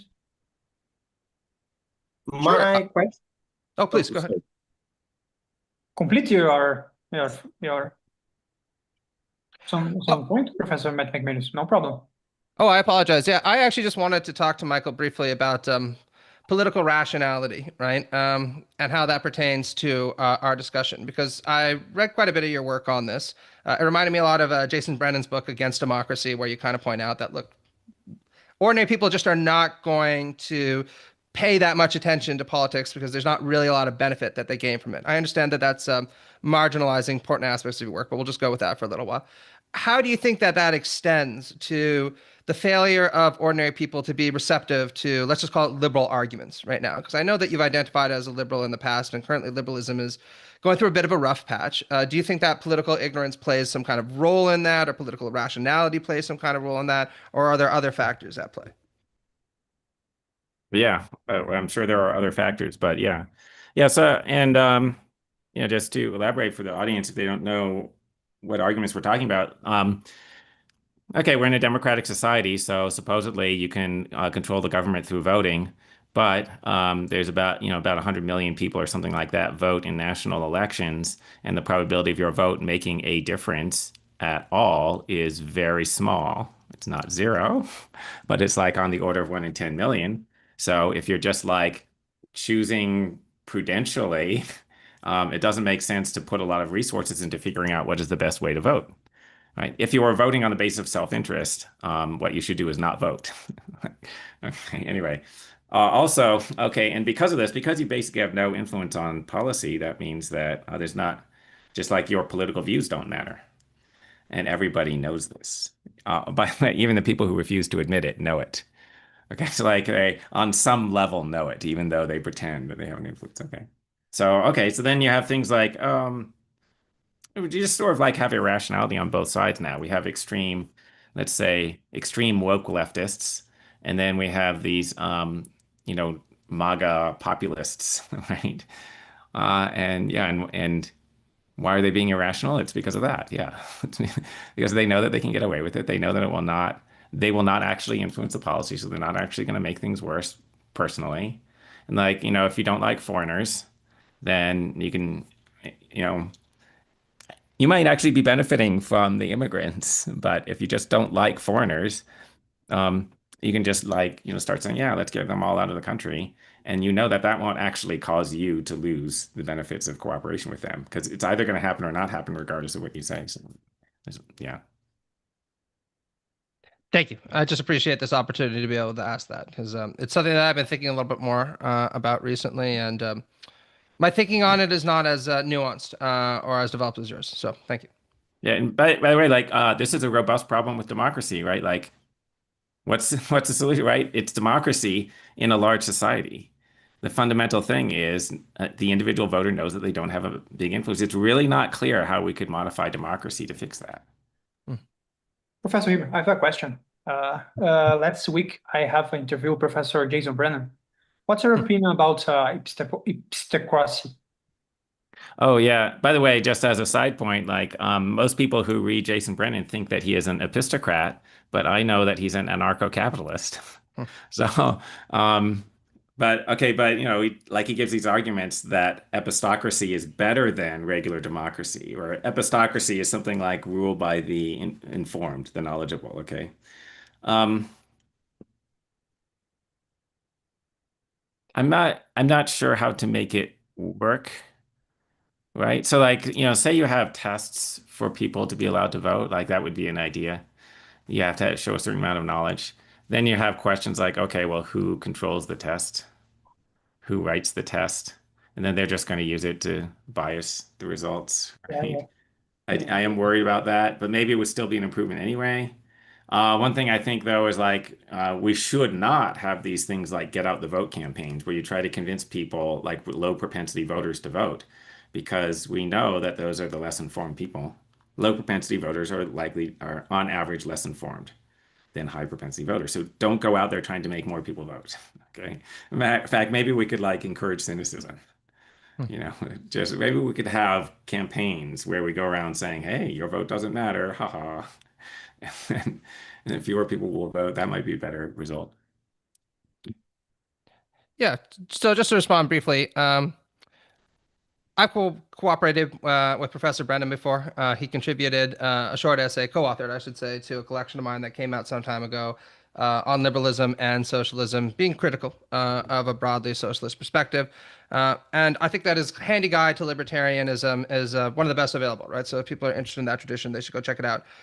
In terms of the Against Democracy book, I'm quite a bit more skeptical and critical of it, although I think it's useful as a kind of a potted version of a very popular argument. And I teach it in my class on Plato, actually, as a kind of updated version of this Platonic argument against democracy.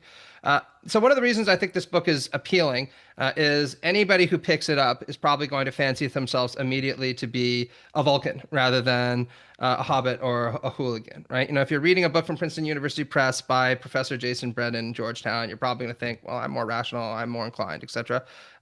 I would actually invoke Michael's own arguments to say that I'm a lot more skeptical of the idea that there are genuine Vulcans in society, in no small part for the reasons that Steven Pinker gives in his recent book, Rationality Now, where he points out that intelligent and thoughtful people very often are actually better at defending and upholding their own biases than the alternatives, because they have the education and the know-how to be able to cherry pick bits of evidence and bits of argumentation in order to reinforce their own kind of views. So I would immediately become very skeptical of the idea that there are these kinds of hallowed Platonic beings out there who just let the better argument win. I think that it's much more likely that we're going to get, the Noam Chomskys and the Jason Brennans on different sides, battling each other out, by looking at their own respective kind of or leaning on their own respective ideological viewpoints. The stronger argument, though, that I think against has been developed against Brennan books is probably best articulated by Kevin J. Elliott in his book, Democracy for Busy People. Now, he's sympathetic to aspect of what Brennan is talking about. He points out, yes, voters tend to be low information. Yes, they have relatively little say in society. But if you actually look at the history of democratic societies, it can be very clear what the benefits of democracy are and what it brings, which Brennan himself doesn't really deny, even though I don't think he takes it seriously enough. He says, democracy is the best system of government. That doesn't mean it has to be the best system of government. So just to give up two examples, right? Amartya Sen, the great Nobel Prize-winning economist, has pointed out that there's a strong correlation and perhaps even a causal relation between having a democratic system of government and preventing famine. The reason being that even though ordinary voters have very little say on how the government operates, it's just one vote, nonetheless, large enough blocks of people are able to prevent famine from impacting them by saying, we're not going to vote for you if you allow millions of us to starve. And, most politicians don't want to get voted out of office, particularly because they allowed their citizens to starve. So that's an incentive structure in the developing world. In the developed world, I think it's very clear why it is that things like the suffragette movement, the civil rights movement, etc., advocated first and foremost for the right to vote. You might think, well, why don't they demand civil rights, right, for social and economic equality? That would seem to be more immediately beneficial to them. Well, there was a realization on the part of these movements that gaining the right to vote would give them political power by ensuring that powerful actors had to at least be somewhat responsive to their community's needs, right? And I think that's one of the major arguments that's really missing in Bannon's book, a kind of historical and materialist awareness of the importance of democracy to these historically marginalized groups. And I should add, just to gesture towards Michael's point, this is also what makes me very wary when you see Brennan argue for things like literacy tests, or I don't think he says literacy tests, various kind of educational tests or pedagogical tests to test your knowledge. Well, anyone knows how those have been used in the United States to disenfranchise millions of people, particularly blacks, would be extremely cautious about even floating that idea again, especially if they believed in things like personal liberty. Yeah, good. Just a couple of comments. Like, we don't have to believe that there are Vulcans like Mr. Spock, but we could just think that there are variations. Yeah, we could just think there are variations in the degree of rationality, and maybe we could have policies that increase the average degree of rationality of voters or something like that. There would be better results. And I do think like there are some policy issues where really literally only an uninformed person would have a certain view, and yet a lot of people have that view. And like we can have policies get implemented that there just isn't any basis for, like that there's no way of defending based upon the actual evidence. Sure. I mean, look, I'm an immigrant in the United States right now. My wife is an immigrant in the United States right now. And I get really frustrated whenever I get into these debates and I roll out statistic after statistic after statistic saying, migrants are less likely to commit crime. By and large, they're net contributors to the economy, even if they are refugees, particularly after 5 years. This has been proven again and again in multiple case studies. And every time I bring this up, I see people who are anti-immigrants' eyes glaze over, and then they give some variation of the well, but still argument, right? Which goes to show you that they're just completely unresponsive to empirical data. So look, every person has had their Churchillian moment of saying the best argument against democracy is a conversation with the average voter for 5 minutes, right? And that's true, I think, across the political spectrum. I just do not think that there are any compelling alternatives on the table, let alone the one that Brendan has put forward. And I think there are historical reasons for that. I think there are epistemic reasons for that I brought forward. And I would add, just to kind of dovetail this back to our previous suggestion, that if we do think that democracy has virtue, but less virtue when applied to a very large system like the state. Well, this might be an argument for why, if it does have some virtues, it would be better applied in a more local context, like the management of firms. Right? You are far more likely to have knowledge of where you work, and be far more likely to be invested in the well-being of where you work than in a broad, complex system like the state and politics. Right? So, I think that there are a lot of reasons actually for extending democracy downwards. Well, we could probably agree that Excuse me. it's better to have decentralized democracy. So, when people are voting on things in a smaller jurisdiction, all right, that reduces the problems with democracy, where people think their vote doesn't matter and they lack knowledge. And I agree that democracy is better than all the other systems of government that have been tried, right? Basically, democracy does a good job of preventing widespread, obvious short-term disasters. Yes. And I think that's very good. Yeah, and it's not so good if it's a long-term disaster. If, like, the thing is going to happen after the current politicians are already out of office, not so good at that. Or if it only affects a minority and the majority of people don't care, not so good at that. And also, if it's a problem that's affecting a lot of people, but you have to be well informed to know that it's happening, right? Then it's also not so good with that. And then you think, okay, when I put these qualifications, you think, oh, that doesn't sound so great. But the problem is, like, all the other alternatives don't even address the obvious short-term widespread disasters, right? Like a famine. They don't even prevent that. So, I can't believe this is the best we could do, but maybe, for Sure, now, it's the best that we came up with. Sure, but it sounds to me like you and I both have, if not alternatives to democracy, at least improvements that we think we can make on democracy, whether anarcho-capitalism or liberal socialism. And I think we both have good reasons to suggest how that could fix some of the problems, right? The kind of last thing that I want to say about this before I move on is I brought up before, the kind of problem of irrationality in politics, right? The fact that ordinary voters don't seem to be particularly rational. They often make mistakes, and that some people like Brendan have argued that consequently a transition to epistocracy would be a major improvement.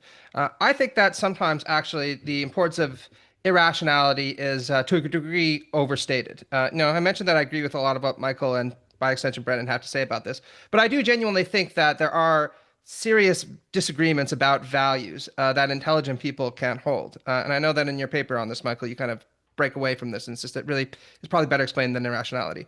But I think if you look at the history of, let's say, political philosophy, and you look at Marx and Aristotle and Milton Friedman, whoever you want, it's very clear that intelligent people can try to your best to use reason, and they will arrive at very different conclusions about the best kind of society that we can have. Very, very different visions of the best kind of society that we have.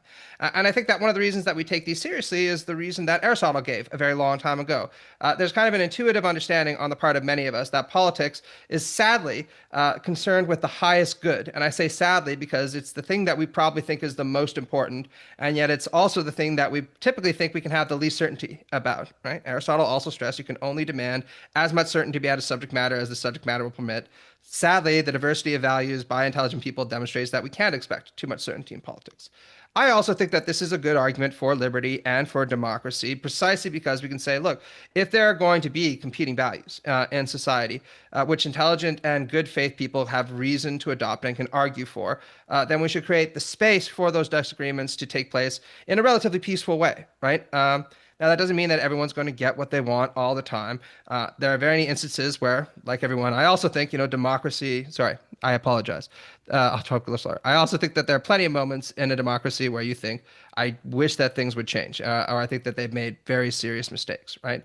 Nonetheless, I think to Michael's point, it does better than most of the alternative systems, certainly every system that I'm familiar with. Great answer. And I'm sorry, I do speak fast. Great answer. Bergman, you have a question, Professor Mike Huemer, Professor Matt McManus, audience questions? I have an maybe interesting question to dear Professor Michael Huemer. I hope he finds it as interesting as I think it is. My question is, dear Professor, what was your reaction to the formal proof of the correctness of anarcho-capitalism in AOPS by Brian Kogelman? That article named a formal model of the Lockean first appropriation. Have you read it? I don't know if it is well known or something, but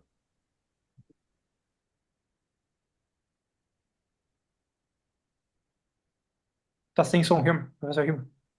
Bota som. Sorry. Yeah, I have not read this, and I don't know what AOPS is, so I did not have a reaction to it, and I don't know what the proof is. Anyone else know? it's sorry. It's American. Oh, sorry. American Journal of Political Science. I think it was. It should be AJPS. Yes, I am a mathematician. Little confused. So. So I don't know what it is, but I'm highly skeptical that there is a formal proof of the correctness of anarcho-capitalism. I don't see how this can be true. You should read it. You should read it. Partly because I don't think that there could be like a formal proof, that there couldn't be a formal proof that anarcho-capitalism doesn't lead to widespread disaster, right? That's an empirical claim. So it would require empirical evidence. And if it does lead to widespread disaster, then I think it can't be true that we're required to do it. So it just can't be that this was proved. So I suspect that it requires taking some sort of very absolutist deontological view, right? Like, so if you have some absolutist deontological principles, then you can prove things about what's permissible. No? It's grounded in microeconomic theory. So okay. they make some pretty basic, how can I say, premises and assumptions about the workings of reality, and then in my vision, I'll basically automatically proves some interesting things about reality. I'm being Okay. a little bit sarcastic here. I'm not saying they literally prove things, but it's a very strong argument. I think that's my Right. way Okay. of So yeah, so conveying you could prove things within an economic model. But then you have to see whether you have to have empirical evidence about whether the model corresponds to reality. But I can't say anything useful about it because like maybe it's a great model. I don't know because I didn't read this paper. I think you can maybe come up with the argument by yourself. I don't know. You can think about it for just some moments, and maybe you can formulate its reasoning. So that's it. Yeah, I mean, yeah. So there are systematic reasons why, like the free market tends to be better than monopolistic government provision, right? Like within economic models, you could prove that monopolies are inefficient. That applies to the security industry, right? If you think of that as an industry like protecting people from violence and theft and whatever, that's an industry. Okay. So monopolizing that industry is going to have the same problems that monopolies in general have. There's going to be inefficiencies. Like I believe that. I should say I'm generally very suspicious of anybody who presents a formal proof of an elaborate and complex political system, and that's in no small part because I've seen those many, many a time, right, across the political spectrum. It reminds me of when I was working as a secretary once, and I got an email from somebody who had told me that they had analytically and a prioristically proven the existence of God. And then they said, start from the following X, Y, and Z assumptions, and everything else flows logically from it. And I appreciate that any argument has to start with certain kinds of axioms and assumptions, otherwise we're not going to get anywhere. But almost all of them were like, well, if we just accept that, the universe is one, then it's like, well, that's a pretty big fucking ask, right? And if you look at political theology, political ideas also, whether it's objectivism or certain versions of analytical Marxism, I'm thinking of like John Romer's, they develop pretty elaborate logical systems if you accept those axioms. The problem is that I very rarely am willing to just grant the entire argument by accepting those axioms, right? So I don't have a lot of faith in those kinds of modes of reasoning. It's too a prioristic for me. Great, thanks. Professor McManus, I have a question for you. What types of inequalities are acceptable, from a liberal socialist perspective? You like, I don't know, the similar Agus Joe Rawls? What is type of equality your perspective? It's not a problem. Sure. Well, this really depends on the author you looked at. And to not cop out of your question, I'll give my own answer to it, right? John Stuart Mill would obviously suggest that we should have a much more equal society than we have, particularly for women and workers.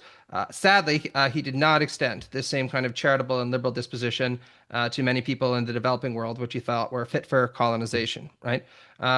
John Maynard Keynes, who identified as a liberal socialist later in his life, suggested that certain kinds of aesthetic and intellectual inequalities are permissible because we want to have a kind of a epistocratic class that are managing many parts of the economy. But by and large, in terms of our material well-being, we should all be, if not equal, relatively and comparatively equal.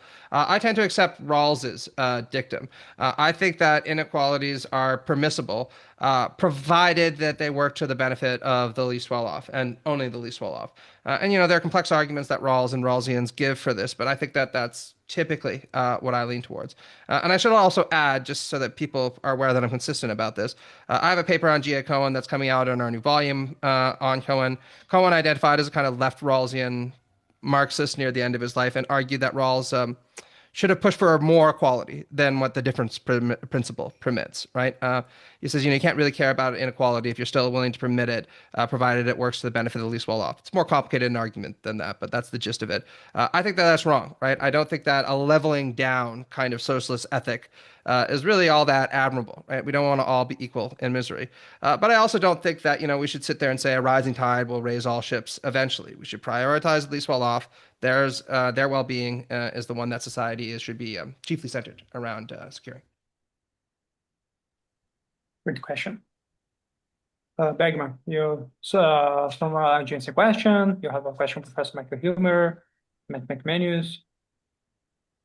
I have a question for dear Professor Michael Huemer. Let me open my little questions stock.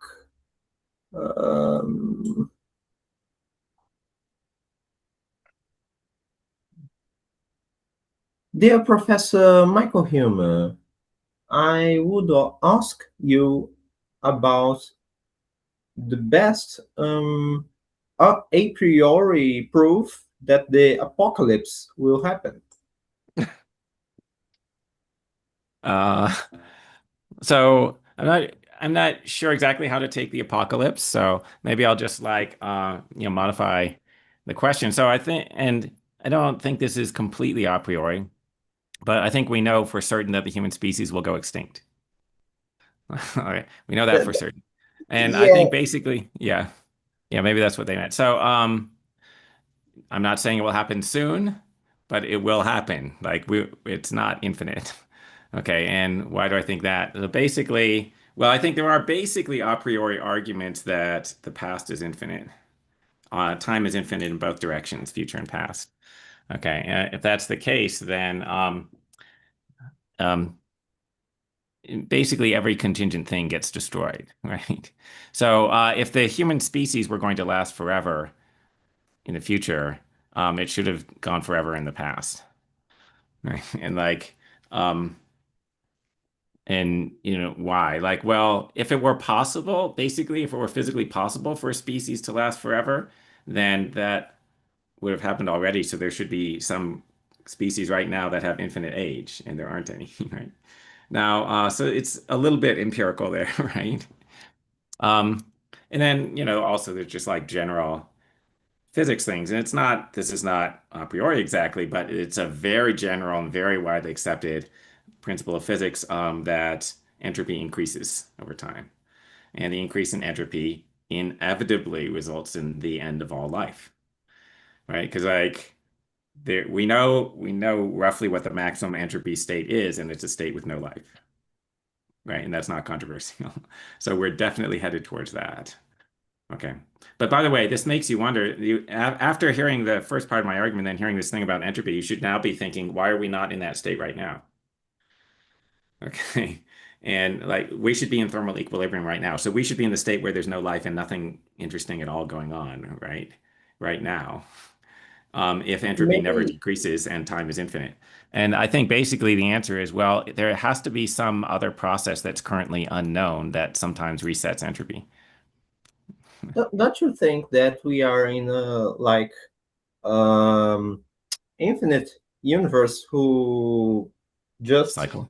Yes, and we are luckily in some part of the cycle, and then eons in the future we will be, or other things will be at the same part of the cycle. Don't you think that's possible? Yeah, basically I have a cyclical view of the universe. And that this is going a little bit, afield from the rest of this conversation. But anyway, there's a theorem called the Poincaré recurrence theorem, which under certain conditions, this is not for all possible conditions, but under certain pretty broad conditions, shows that a physical system has to return arbitrarily close to its initial state. You leave a physical system for long enough, eventually it will come as close as you like to the initial state. By the way, it doesn't require repeating the exact initial state because there are infinitely many possible states. So you can actually go around forever without exactly repeating, but you have to come close. Okay, so anyway, so there will be a time in the presumably very distant future when there are some people who look just like us, like, indistinguishable to the human eye from us having a conversation that sounds indistinguishable to a human ear from this conversation. And there'll be the guy who looks just like me doing this, okay? And whether that person will count as me is an interesting philosophical question. Yeah, so really we live in like a Nietzsche's eternal recurrence universe, whether we know it or not. That's right, yeah. By the way, many people have thought this, right? Like this goes back at least to Seneca. Many people throughout history have thought, yeah, there's something like an eternal recurrence. So guys, a question about your views. How do both your philosophical views address the problem of liberty of speech, is classical problem in the liberal tradition, especially nowadays, in context that deep fake news, especially Professor McManus, in our liberal socialist liberty of speech, it's restrict forms or not? Well, I don't think that liberty of speech should broadly be restricted for many liberal reasons, right? I'm in agreement with Mill that I tend to think that both for moral reasons and for utilitarian reasons, and I'll differentiate the two just here, there's a lot of value that society gets from speech, although obviously there are plenty of exceptions to that we can talk about, right? The question is whether or not there should be a rule permitting freedom of speech. Now, saying that, I think that very few people, whether they know it or not, are free speech absolutists. Just to give two examples that I bring up in my class on constitutional law, there are very few Americans, even the most libertarian, who would say things like people should consensually be able to create and consume child pornography, right? There are some very extreme libertarians I know, especially online, nobody serious, who've floated or flirted with this argument, but they are by and large a very idiosyncratic minority. Alternately, we can think about laws against slander and libel, right? Very few people would want to live in a society where I can make gross insinuations about you or your family, double down on them, and then face no consequence from that, because we would think that that kind of society is just by and large going to have very negative outcomes for all of us. And I think that we can associate a lot of the kind of problems with things like the spread of bullshit political information with a lot of these anxieties that we have about slander and libel, because both of them are concerned with insinuations that don't happen to be grounded in the truth. Now, in terms of how we can create a rule that says when has something become so damaging that we should restrict it for the benefit of everyone, I think we should be exceptionally cautious about that when it pertains to things like social, religious, and political speech. I think you would have to go, for me at least, right up towards the threshold of calling for direct violence against a given group, at which point your speech should be, and rightly is, silenced, right? But again, even there are penumbral areas, right, that we can talk about. But again, we should err very heavily on the side of favoring freedom of speech. And I should also add, just to kind of bring this up, since I know that Michael's concerned about woke culture a lot, I think that one of the benefits of speech, just talking about the university, is that it allows people to become somewhat more familiar, potentially, with alternative political views, which in the United States, especially at the moment, I think could be very much required. Somewhere in Michael's book on progressive myths, he points out that by and large, leftists don't understand conservative views particularly well. And I completely agree with that, right? Although I would say that things have gotten a lot better if you look at things like Corey Robin's book or Edmund Foss's book or the Know Your Enemy podcast. Leftists have gotten quite a bit better in the last 10 years at analyzing the right.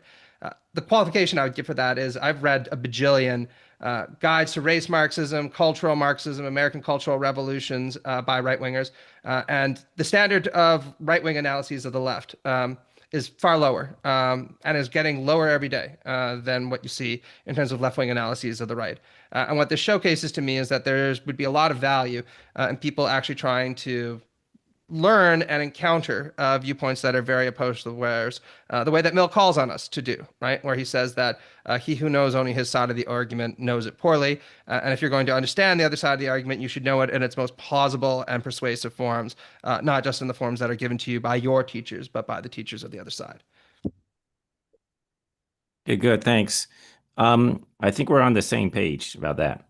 Yeah, so I believe in free speech, but I'm not an absolutist because I don't think anyone is, like, literally. Right? There are people who have strong positions, but nobody's literally an absolutist. So yeah, these are exceptions where you could be speaking and it could be wrong and worthy of prohibiting defamation, child pornography, incitement, like just telling people to violate somebody else's rights in a way that causes them to do that. Fraud, which you can commit just by speaking. Also, I think, maybe like if you have the plans to build an atomic bomb, you should not be allowed to publish them. Even though you're not lying, it's not fraud, it's not any of those other things. Okay. But I think there's a category of speech that a bunch of people think should be restricted in some way. And sometimes they think maybe it should be done by private parties rather than the government, the restriction, which is like speech that's offensive and politically harmful.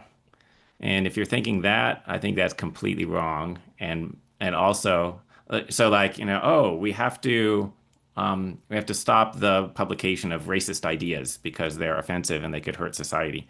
They'll hurt people's feelings and then they might cause more people to vote for Trump, which will cause harm. Okay, if you're thinking that, I think that is a good sign that you're wrong. That is, that the substantive views that you're trying to protect from criticism are wrong, because that is why you would need to silence discussion.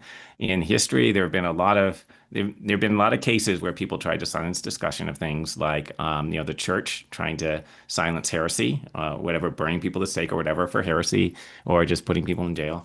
And then there's the Soviet government silencing people for criticizing the government. And how often are the people doing this oppression in the right? Maybe never, like almost never. That's why they're doing this oppression, because they're wrong. And if there was an open discussion, it would come out that they're wrong. Okay, I guess it's controversial, the thing about religion, because maybe whatever Orthodox Catholicism was true. But anyway, so if you're doing that, you're probably also wrong. And I should add also, just as one kind of further wrinkle to any of the socialists or leftists who are listening, I can understand a lot of the reservations around hate speech or politically defamatory speech and this desire to kind of silence it, right? But I'd just like to point out in the United States, probably the two premier instances where the courts were very militant in trying to silence speech. We're in the Schenck decision and the Dead's decision, delivered early in the 20th century, where in both instances there was a decision made on the part of the court to silence the opinions of a Marxist-Leninist, and then later the leader of the Socialist Party of the United States. And, you know, we don't have to fantasize about these kind of scenarios happening. Look what happened very recently with Donald Trump and Jimmy Kimmel and the efforts to kind of use the FCC to silence liberal opinions to the extent possible, or what's going on now in Florida or in various universities in Texas, where apparently in Texas you're not allowed to teach Plato any longer because his work, The Symposium, expresses controversial views on gender ideology. So I think that there's a lot that the left can gain from reclaiming this Millsian attitude towards free speech and recognizing that beyond just the moral and utilitarian arguments for it, there are strategic arguments for socialists to embrace it as well, because we are very often the ones, especially in America, who've been on the receiving ends of Red Scares and consequently have been silenced. Yeah. Yeah, just like I would warn both sides to remember that the other side will be in power. Yeah. Like your side is not always going to be in power. It's, you know, it flips back and forth. Bergman, someone address questions? Let me see.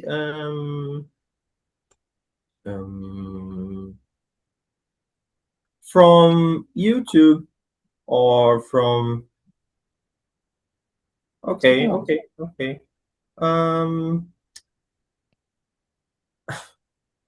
My friend called Felipe, who calls himself by the nickname of Felipe Forno, from the history YouTube informative and divulgation channel, História Direto do Forno, is talking that post-modernity is the only way. What do you think about this assertion?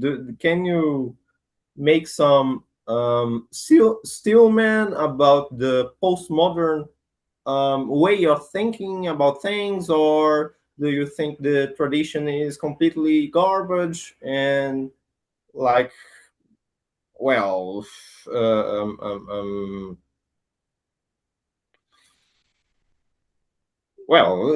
does it deserve the least attention or not? That's the point. Yeah. Please go ahead. Sorry, whom was this for? For both of us, or Felipe Forno or Felipe? It's from a channel of a very good quality of. No, I mean, which one of us was this addressed to? Both of us, both of you. Oh. Okay, good. Yeah. I guess I don't see any value in postmodernism. I'm not an expert on it, so I cannot tell you a lot about why it's bad. But basically, like, everything I saw just did not give me a reason to think that I should learn any more. No. And you know, when I see things, whatever is said in that sort of area, like, it's painful. It's like painful to read. So I don't think I will read more. So I've written quite extensively about postmodernism and postmodernity. Probably my most recent work on that was a large book for Palgrave and Milne, The Emergence of Postmodernity at the Intersection of Liberalism, Secularism, and Capitalism. And then there's my book on postmodern conservatism, which I, defy anyone to deny exists at this point. When you see the White House just circulating videos of, every popular American movie with, Arnold Schwarzenegger bombing countries and saying we're doing the same things to Iran. That aside. So I think there are two ways that we can understand postmodernism and postmodernity. One is the way that libertarians like Stephen Hicks have typically understood it, which is as a highly skeptical, typically, though not exclusively left, and almost expensively French kind of philosophy, to kind of evoke the rhetoric that Professor Huemer is giving, that by and large rejects the modernist quest to achieve a certain kind of epistemic certainty in favor of various flavors of radical skepticism, and very often invokes these various flavors of radical skepticism to combat things like the liberal emphasis on universalism, typically, again, with left-wing aspirations at its core, right? We're going to challenge liberal universalism to challenge liberal imperialism in practice in favor of the third world or post-colonial subjects or whatever. That's, again, speaking very broadly, but I think we can accept that. I think that, like most versions of philosophical skepticism that have emerged over the course of history, whether we're thinking of Socratic skepticism or actual skepticism or Montaignean skepticism, there's a certain value in what they are offering, right? They are critical of, shall we say, the criticisms of some of the rough or more assertive edges of liberal, or for that matter, Marxist universalism are all very much on point. And I think, to invoke Martha Nussbaum, there's value in reading someone like Foucault, even if a lot of his historical claims are problematic.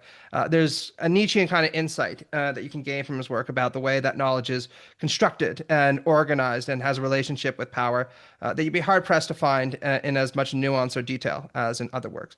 But by and large, I've been very emphatic about thinking that skepticism has its place, but it's gone way too far, especially in philosophy up at this point. I don't actually agree philosophically or epistemically with a lot of skeptical theses, whether about epistemology or morality. And just to kind of politicize this a bit, I also don't think that the turn to postmodern thought has served the left well at all, right? I tend to agree with the Marxist Terry Eagleton that by and large, it's conservatives, going back to Edmund Burke, who have made claims like, well, you need to look at context, you need to be sensitive to history, there is no such thing as universal claims that you can make. And the reason that conservatives are more comfortable with this is they recognize that these arguments better service anti-egalitarian ends. In no small part because it's very easy to say, well, our culture does not respect the equality of women. Our culture does not respect the equality of the poor. Our cultures have long elevated this religious faith over others, right? Whereas liberal universalists tend to think that if equality is important in one circumstance and liberty is important in one circumstance, it's probably important to see that everywhere, right? Now, putting that aside, the other way of understanding postmodernism that I think is far more interesting is as a cultural condition, right? And this has been theorized on, I think, with the most sophistication by Marxists like Frederick Jameson or Terry Eagleton or David Harvey, the great Marxist geographer. And what they point out is that it is cultural circumstances that have facilitated the rise of these kind of postmodern philosophies, whether in France or elsewhere. And you can't understand why they appeal to people without understanding those broader cultural conditions. Now, they each have their different ways of diagnosing these and different versions of empirical evidence that they'll offer for it. I tend to argue that postmodernism, as the title suggests, emerged out of modernism, and that the major reasons that the skeptical turn took place is a kind of radicalization of tendencies within liberalism, capitalism, and secularism. And I think, again, that there are benefits to it, but by and large, that the postmodern moment has produced little of lasting value, and that we're all going to be better off seeing the back of it. And again, strategically, I think that liberals and socialists will be better off going to a more refined and reflective version of universalism and putting Rorschach or Foucauldian or Derridian skepticism behind us. Oh, by the way, can I add more comments in my sort of cynical vein, right? Like if somebody is talking to you about sort of like how, I don't know, everything is uncertain and we shouldn't trust reason and everything is subjective or things like that, like what could be their motivation for this? If you think cynically, I think the motivation is they don't want you to do a rational examination and figure out the objective truth, right? Or, if somebody says, oh, objectivity is impossible. What they're probably doing is trying to undermine your trust in objectivity so that you will not try to evaluate their claims objectively because they know that an objective evaluation would go against them, right? Or if they're telling you that reason is impotent or we don't need to use reason or whatever, it's probably that they don't want you to use reason to evaluate their claims, because they know that their claims are not rational. That's what I think. Yeah, absolutely. And I want to point out that everyone is, even the most militantly postmodern philosophers, with a couple of exceptions, have been, shall we say, willing to qualify the extension of their own reasoning, right? And you see this all the time. By and large, I see very well-meaning, thoughtful, relativistic students who will say things we should embrace a kind of soft cultural relativism because that will facilitate tolerance, right? And then they'll invoke Gayatri Spivak or Judith Butler, whoever it happens to be, to defend this. And, sometimes they make persuasive versions of that argument. But my immediate response to that is, well, okay, and this is kind of cheating because it's so easy.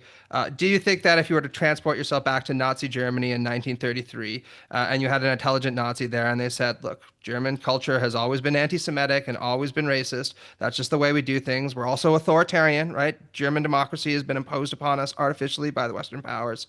And, many of us, if not a plurality of people, decided to vote for this administration. Who are you to say that we have false values? Well, every single one of them says, well, no, not that, right? That's not what we mean by cultural relativism, accepting and tolerating different views. And I think that's when they'll almost always regress to a kind of liberal or socialist or feminist universalism for fairly obvious reasons, because I think that's the right instinct to have. So my view is that it's just better to kind of chuck all of these instincts, learning from them and recognizing again that there are militant forms of reason and imperialist forms of reason that can be damaging and have been damaging. Just to kind of weaken my own position, John Stuart Mill, when he said we're entitled to colonize the developing world because they're immature, is a good example of that, right? But there's been very little that's been gained for the left and for liberalism, I think, by this postmodern turn. And what has been gained was gained a long time ago. So it's time to, say farewell and move on. The stuff, though, and I'd like to reinforce this, about the postmodern condition that we live in. And again, that has been theorized, I think, unambiguously at the highest level of sophistication by Marxist theorists who have been aimed to save the Enlightenment tradition from the postmodern condition. That stuff is still extremely relevant. And sadly, I think is likely to remain so into the foreseeable future as many of the tendencies that they diagnose worsen or sharpen. So guys, I have a question about your philosophical views. Guys, nowadays we are currently facing a major crisis of political liberalism because in 2008, many actors, many thinkers agrees 2008 is the great crisis of capitalism. Nowadays, it's a great crisis about political liberalism, especially the war, international war. Mm-hmm. The government's democracy fails. I don't know. You understand me? Yeah, definitely, right? I mean, I think that there's no denying that liberalism has been in a crisis now for the better part of 10 years, maybe if not, maybe even 15 years. And I think it's quite ironic that the end of history period that liberals, certainly centrist and center-right liberals, kind of triumphantly proclaimed, not including Francis Fukuyama, actually, it was more nuanced than that. It's kind of ironic that it only lasted 25 years, right? So the end of history wasn't very long. And it turns out that there were many people who are dissatisfied with liberalism and that wanted to shift away from it. And this is actually one of the reasons I argue for liberal socialism. I think that as long as liberals are unprepared or unwilling to examine too deeply how it is that a certain kind of liberal system led to these reactions against liberalism, to invoke Samuel Moyne, we're unlikely to see our creed survive. And the reality is survival isn't good enough. We need better than survival. And that's why I think that you're starting to see liberals awaken to the idea that we need to rejuvenate our creed by thinking more seriously about the limitations of a certain kind of centrist neoliberalism that was pervasive for a very long time. I've offered and other people have authored versions of left liberalism as the solution to liberalism's woes. It's not just me. Other people have argued for liberal socialism as well, like my editor at Liberal Currents, Paul Kreider, or Florian, Maywald in Germany. But, there are also libertarians out there, Aaron Ross Powell or Sheikha at Unpopulous, who tried to kind of think through these things. And I think that's a positive sign. I think that the last thing liberals need right now is for us to just kind of quote Steven Pinker's Enlightenment now and say everything was good up until all of you just decided to irrationally invest yourself in these right-wing forms of politics. Can't we just get this project back on track because, it was working pretty well? I don't think it was working all that well. And even if it was working well in some respects, people clearly didn't think so. We need to be a little bit more bold and a little bit more thoughtful than that. Yeah, good. I guess there is a crisis for liberalism, or, there's a crisis for a lot of things. And I guess, well, it's hard to predict how societies develop. And also it's easy to retrodict, but it's sort of like you're making stuff up and you don't know whether it's true. Okay, so I don't know whether this crisis is happening just kind of accidentally. If you rewound history and like changed random things, I don't know if the same things would happen. I feel like, Donald Trump is sort of like an unpredictable figure. And I think he's had a huge influence on American culture and on the world. And it looks to me like it's an accident that that guy came along and that there isn't somebody else like that. I've been hoping that things will get more back to normal after he leaves. I don't see another one. Okay, but then also, yeah, I do feel like there's some kind of systematic problems that we should think about.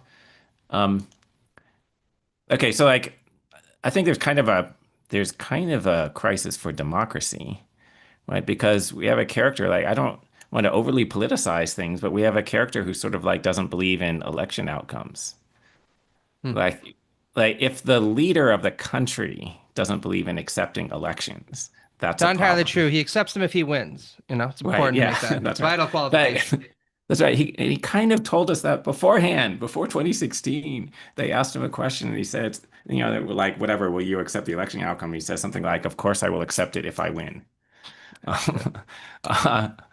But anyway, okay. So that's kind of a problem. And now, you might think, why would the people elect such a person? The people like democracy because democracy lets the people rule, right? So why would they elect an undemocratic character? No, the masses don't like democracy. This is the problem. Actually, the elites believe in democracy, and a lot of the masses have like, tyrannical, whatever, fascist or whatever, some kind of tyrannical views. And they want a strong man to tell people what to do, and they don't want freedom. And it's actually, so the irony of democracy, there's a book called The Irony of Democracy, which is like a unconventional civics textbook. And the irony of democracy is that democracy has to be protected by the elites. You have to protect democracy from the masses. And that's a thing that we should think about. And then, so part of what is happening is that the masses are getting their way more. Trump was elected not because of the elites, right? Trump's election was a triumph of the masses over the elites. The elites in both parties wanted him out. And it was like, it's like, populism is the ideology of the masses. Well, this is where I think that you and I do disagree somewhat about the empirics of the situation, right? So there was a very good study done by Eatwell and Goodwin, who are two center-right, actually I'd say right, social scientists in the United Kingdom right now on national populism. And they determined that one of the biggest predictors that ordinary citizens would vote for right-wing populist parties was the perception that liberal elites ran the country. They had cosmopolitan inclinations that were not aligned with those of ordinary people, that ordinary people had very little say in how their government was organized, and that by and large all these elites were more interested in preening or grooming their own nest, let's put it that way, than looking after their constituents. And then, there's an abundance of empirical research right now. Think about Piketty's 2020 book, Capital and Ideology, or Martin Gillen's Affluence and Influence, that have shown that, unfortunately, these perceptions are correct, right? Ordinary people actually have very little say in how their society is governed. So when they think liberal elites don't care about them and aren't responsive to their needs, they are right to have that kind of instinct. And this is where I do slightly agree with you. I think that a lot of people have responded to this perception that they don't have a say in their society by turning into reactionary, revanchist, strongman kind of politics. And you saw that a lot in 2016 and 2024, right? This idea that, well, we're going to burn it all down, right? If I can't have a say in how things are done, then the system is corrupt and the only thing to do is trash it and maybe start again, right? And I think that is very much the wrong inclination. But I think unless liberals address these symptomatic reasons why people turn to Trumpism, the perception and reality that elites govern the country and ordinary people do not, we're likely to see iterations of this repeat again and again and again. And I don't think that these problems emerged accidentally, to use the terminology you went. There was a concerted political project that emerged that attempted to distance control of the country from democratic pressures on the conviction that ordinary people do not know what is best. Certainly if that they want to interfere with the economy and the workings of capitalism.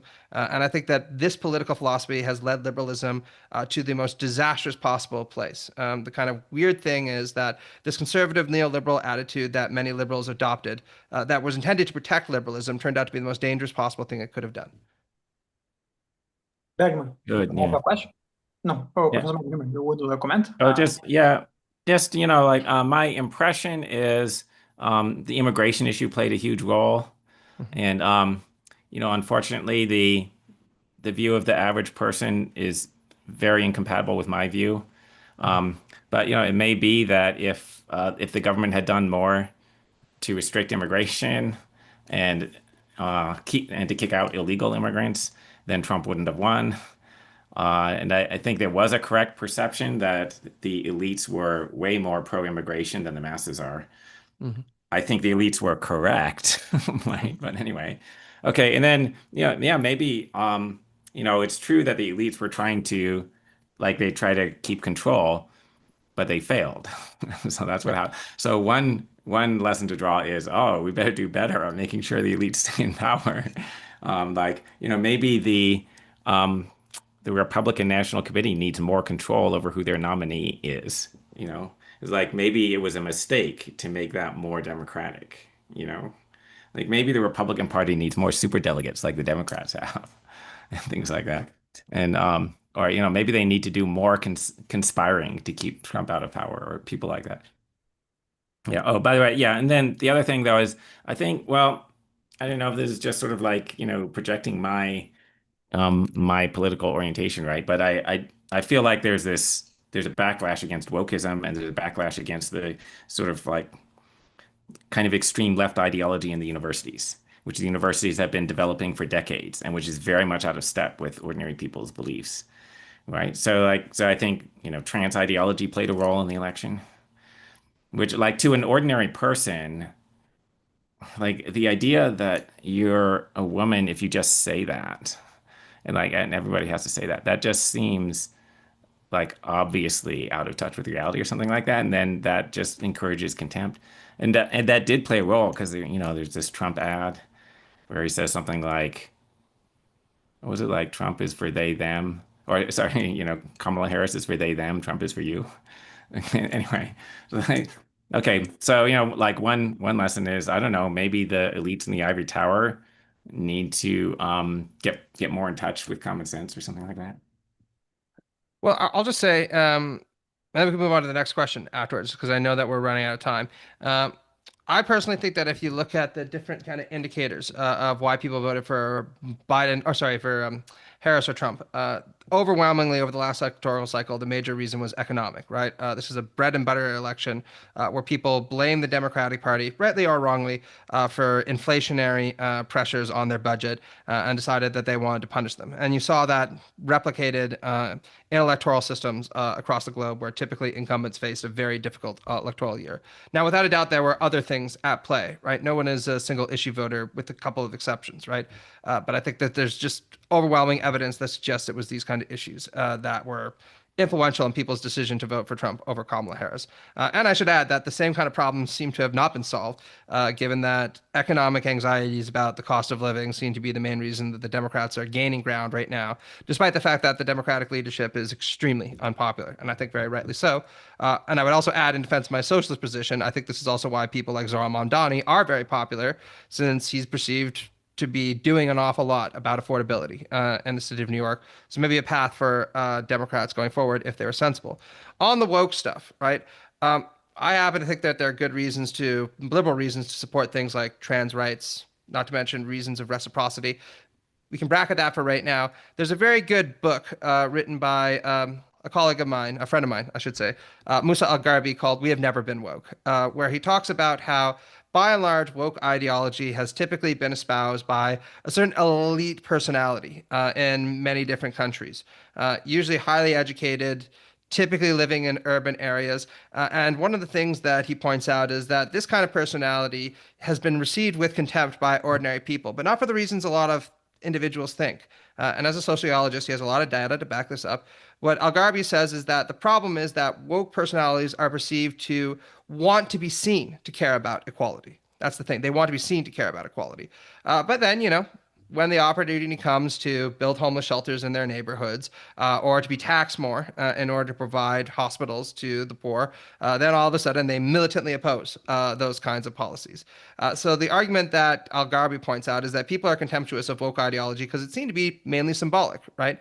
It's about different kind of elites trying to assuage their guilty conscience about the inequalities in American society through things like, gesturing in the direction of a rainbow-colored working class, while doing very little to actually materially change conditions on the ground for ordinary people.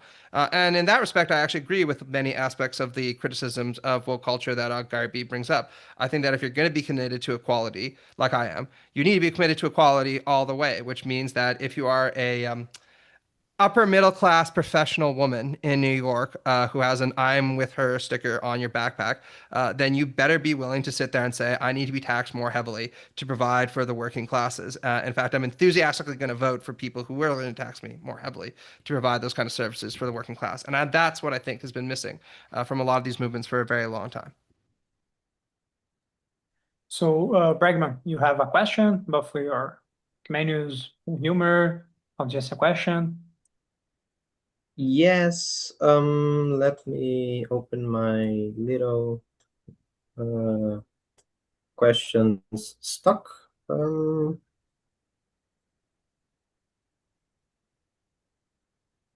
I would like to ask both of you about the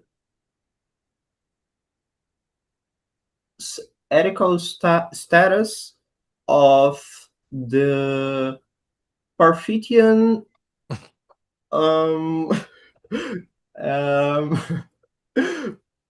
way of extending your own cognition. I don't know if you have read his autobiography or his biography, but anyways, his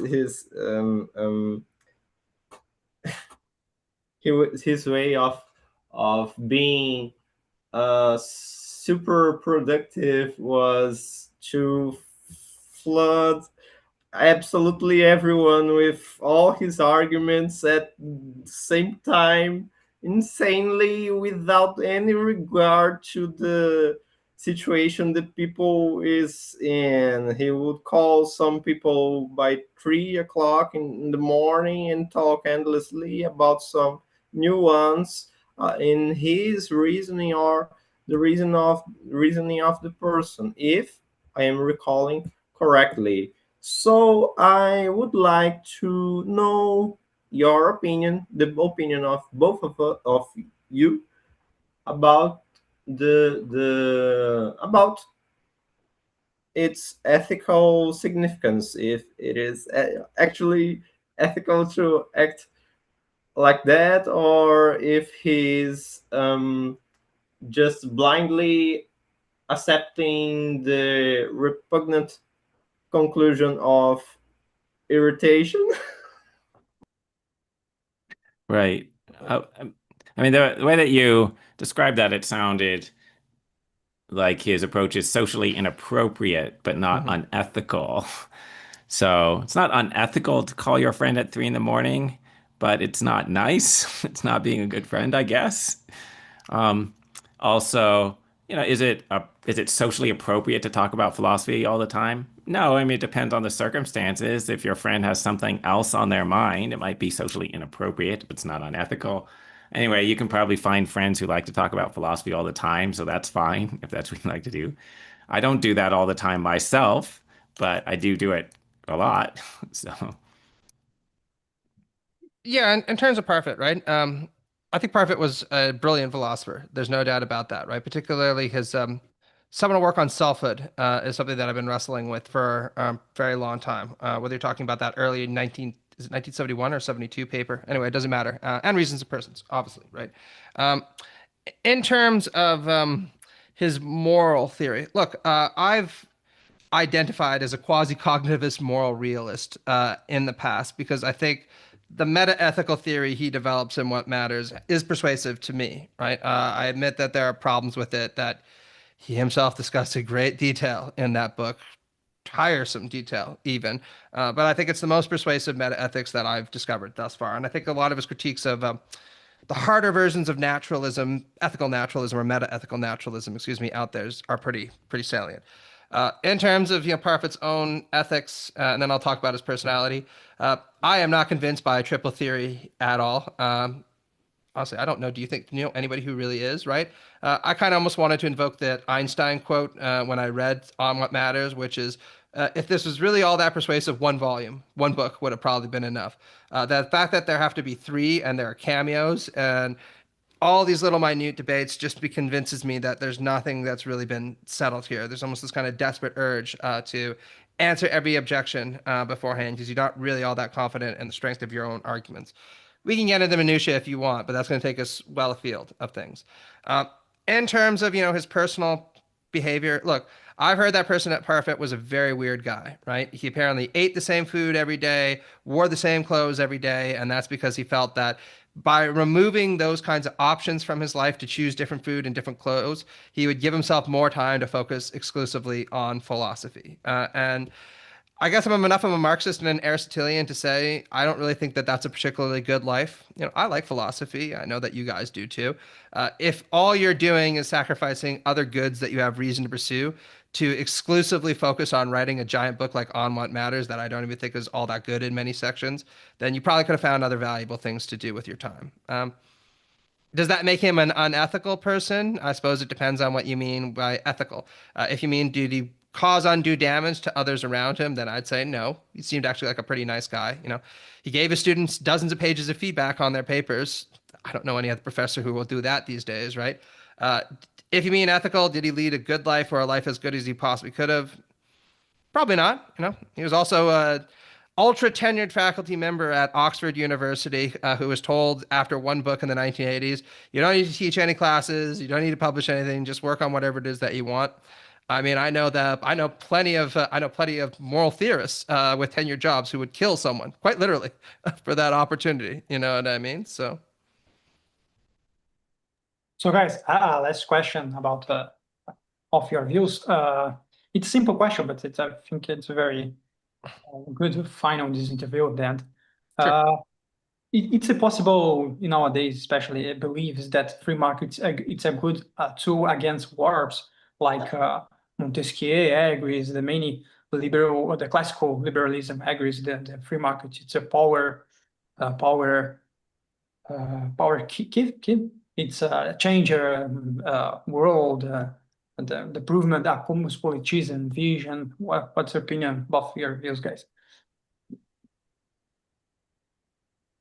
I'm sorry, I didn't understand that. Understand? Sorry. I repeat. Your views, guys. It's possible to believe that the free market it's a good tool against wars, especially international wars nowadays. The free market, like Montesquieu agrees, for example. Yeah, good. Yeah.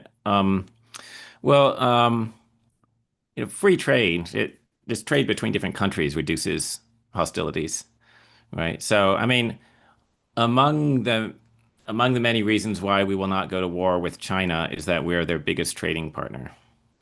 So neither party wants to mess that up. So, okay, like that's true. And so it's like the people in the government know that, and also like there are these business people who have a lot of money to lose if there's going to be a war, and then they will talk to their friends in the government. So, yeah, I do think that encourages peace. But so that's specifically about trade, right? Like, so your country could be internally socialistic, like, whatever, China. I don't know. I don't really know how they run their economy, but anyway, but if you're trading with other countries, and then the more trade there is, the better. So you should try to reduce trade barriers.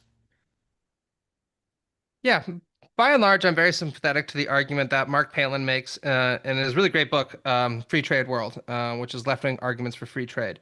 He talks there about, and he uses this term deliberately, the Marx-Manchester nexus, two things that you don't often see together unless you're favoring one over the other. But he points out that by and large, many classical, especially left-wing liberals, and a wide array of socialists all thought that free trade, including Marx, could potentially play a role in pacifying the world and ameliorating conflict, right? Edward Bernstein is probably the example of the most prominent socialist figure who made these kinds of arguments that he kind of directs attention to in the text. And, I tend to think that experience has borne out a lot of the relevance, a lot of the credibility of these kinds of arguments, right? I think that when you integrate your economies together more closely, it increases the cost of going to war with one another, and also it allows you to form integral bonds, whether you want to call them solidaristic or not, we can bracket that, right? That also makes it less likely for moral reasons and interpersonal reasons that you're likely to conflict with one another. But I don't think that there's any silver bullet that is ever going to inoculate humanity against the temptation to go to war. I'm something of an Augustinian pessimist about this. And the reason is that I agree with Hobbes also, right? That in the absence of something to fight about, human beings will often create things to fight about. Our vanity and our recklessness and our selfishness is just of this very nature, right? So I think that free trade can take away a lot of the material foundations for why certain kinds of conflicts can emerge, not by itself, but in conjunction with other kind of forms. But you're never going to sit there and just find a world where you say, just do this one thing and all the sources of conflict are going to disappear. I think it'd be very naive to imagine that. Sadly. So guys, thank you so much for accepting my invite. It's a great conversation, like so much, especially your agrees the McManus, agrees Professor Huemer. It's an honor having you here again. My best wishes your family, your studies, your class. Thank you so much, guys. It's a truly happy conversation. Thanks. It's been great talking to you all. Thanks for having me. Yeah, thank you very much, and I hope everyone is doing well. Oh, stop then.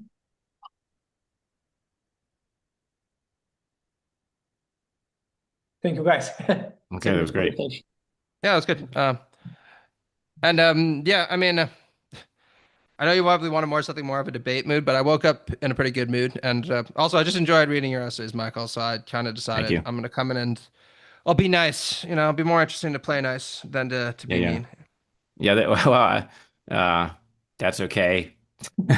I didn't really want to be attacked. This is the way my debates usually are, So yeah, I noticed that online. Yeah.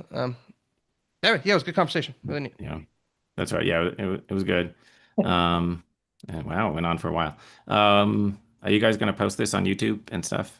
Yeah. Yeah. After I describe your link at the recording.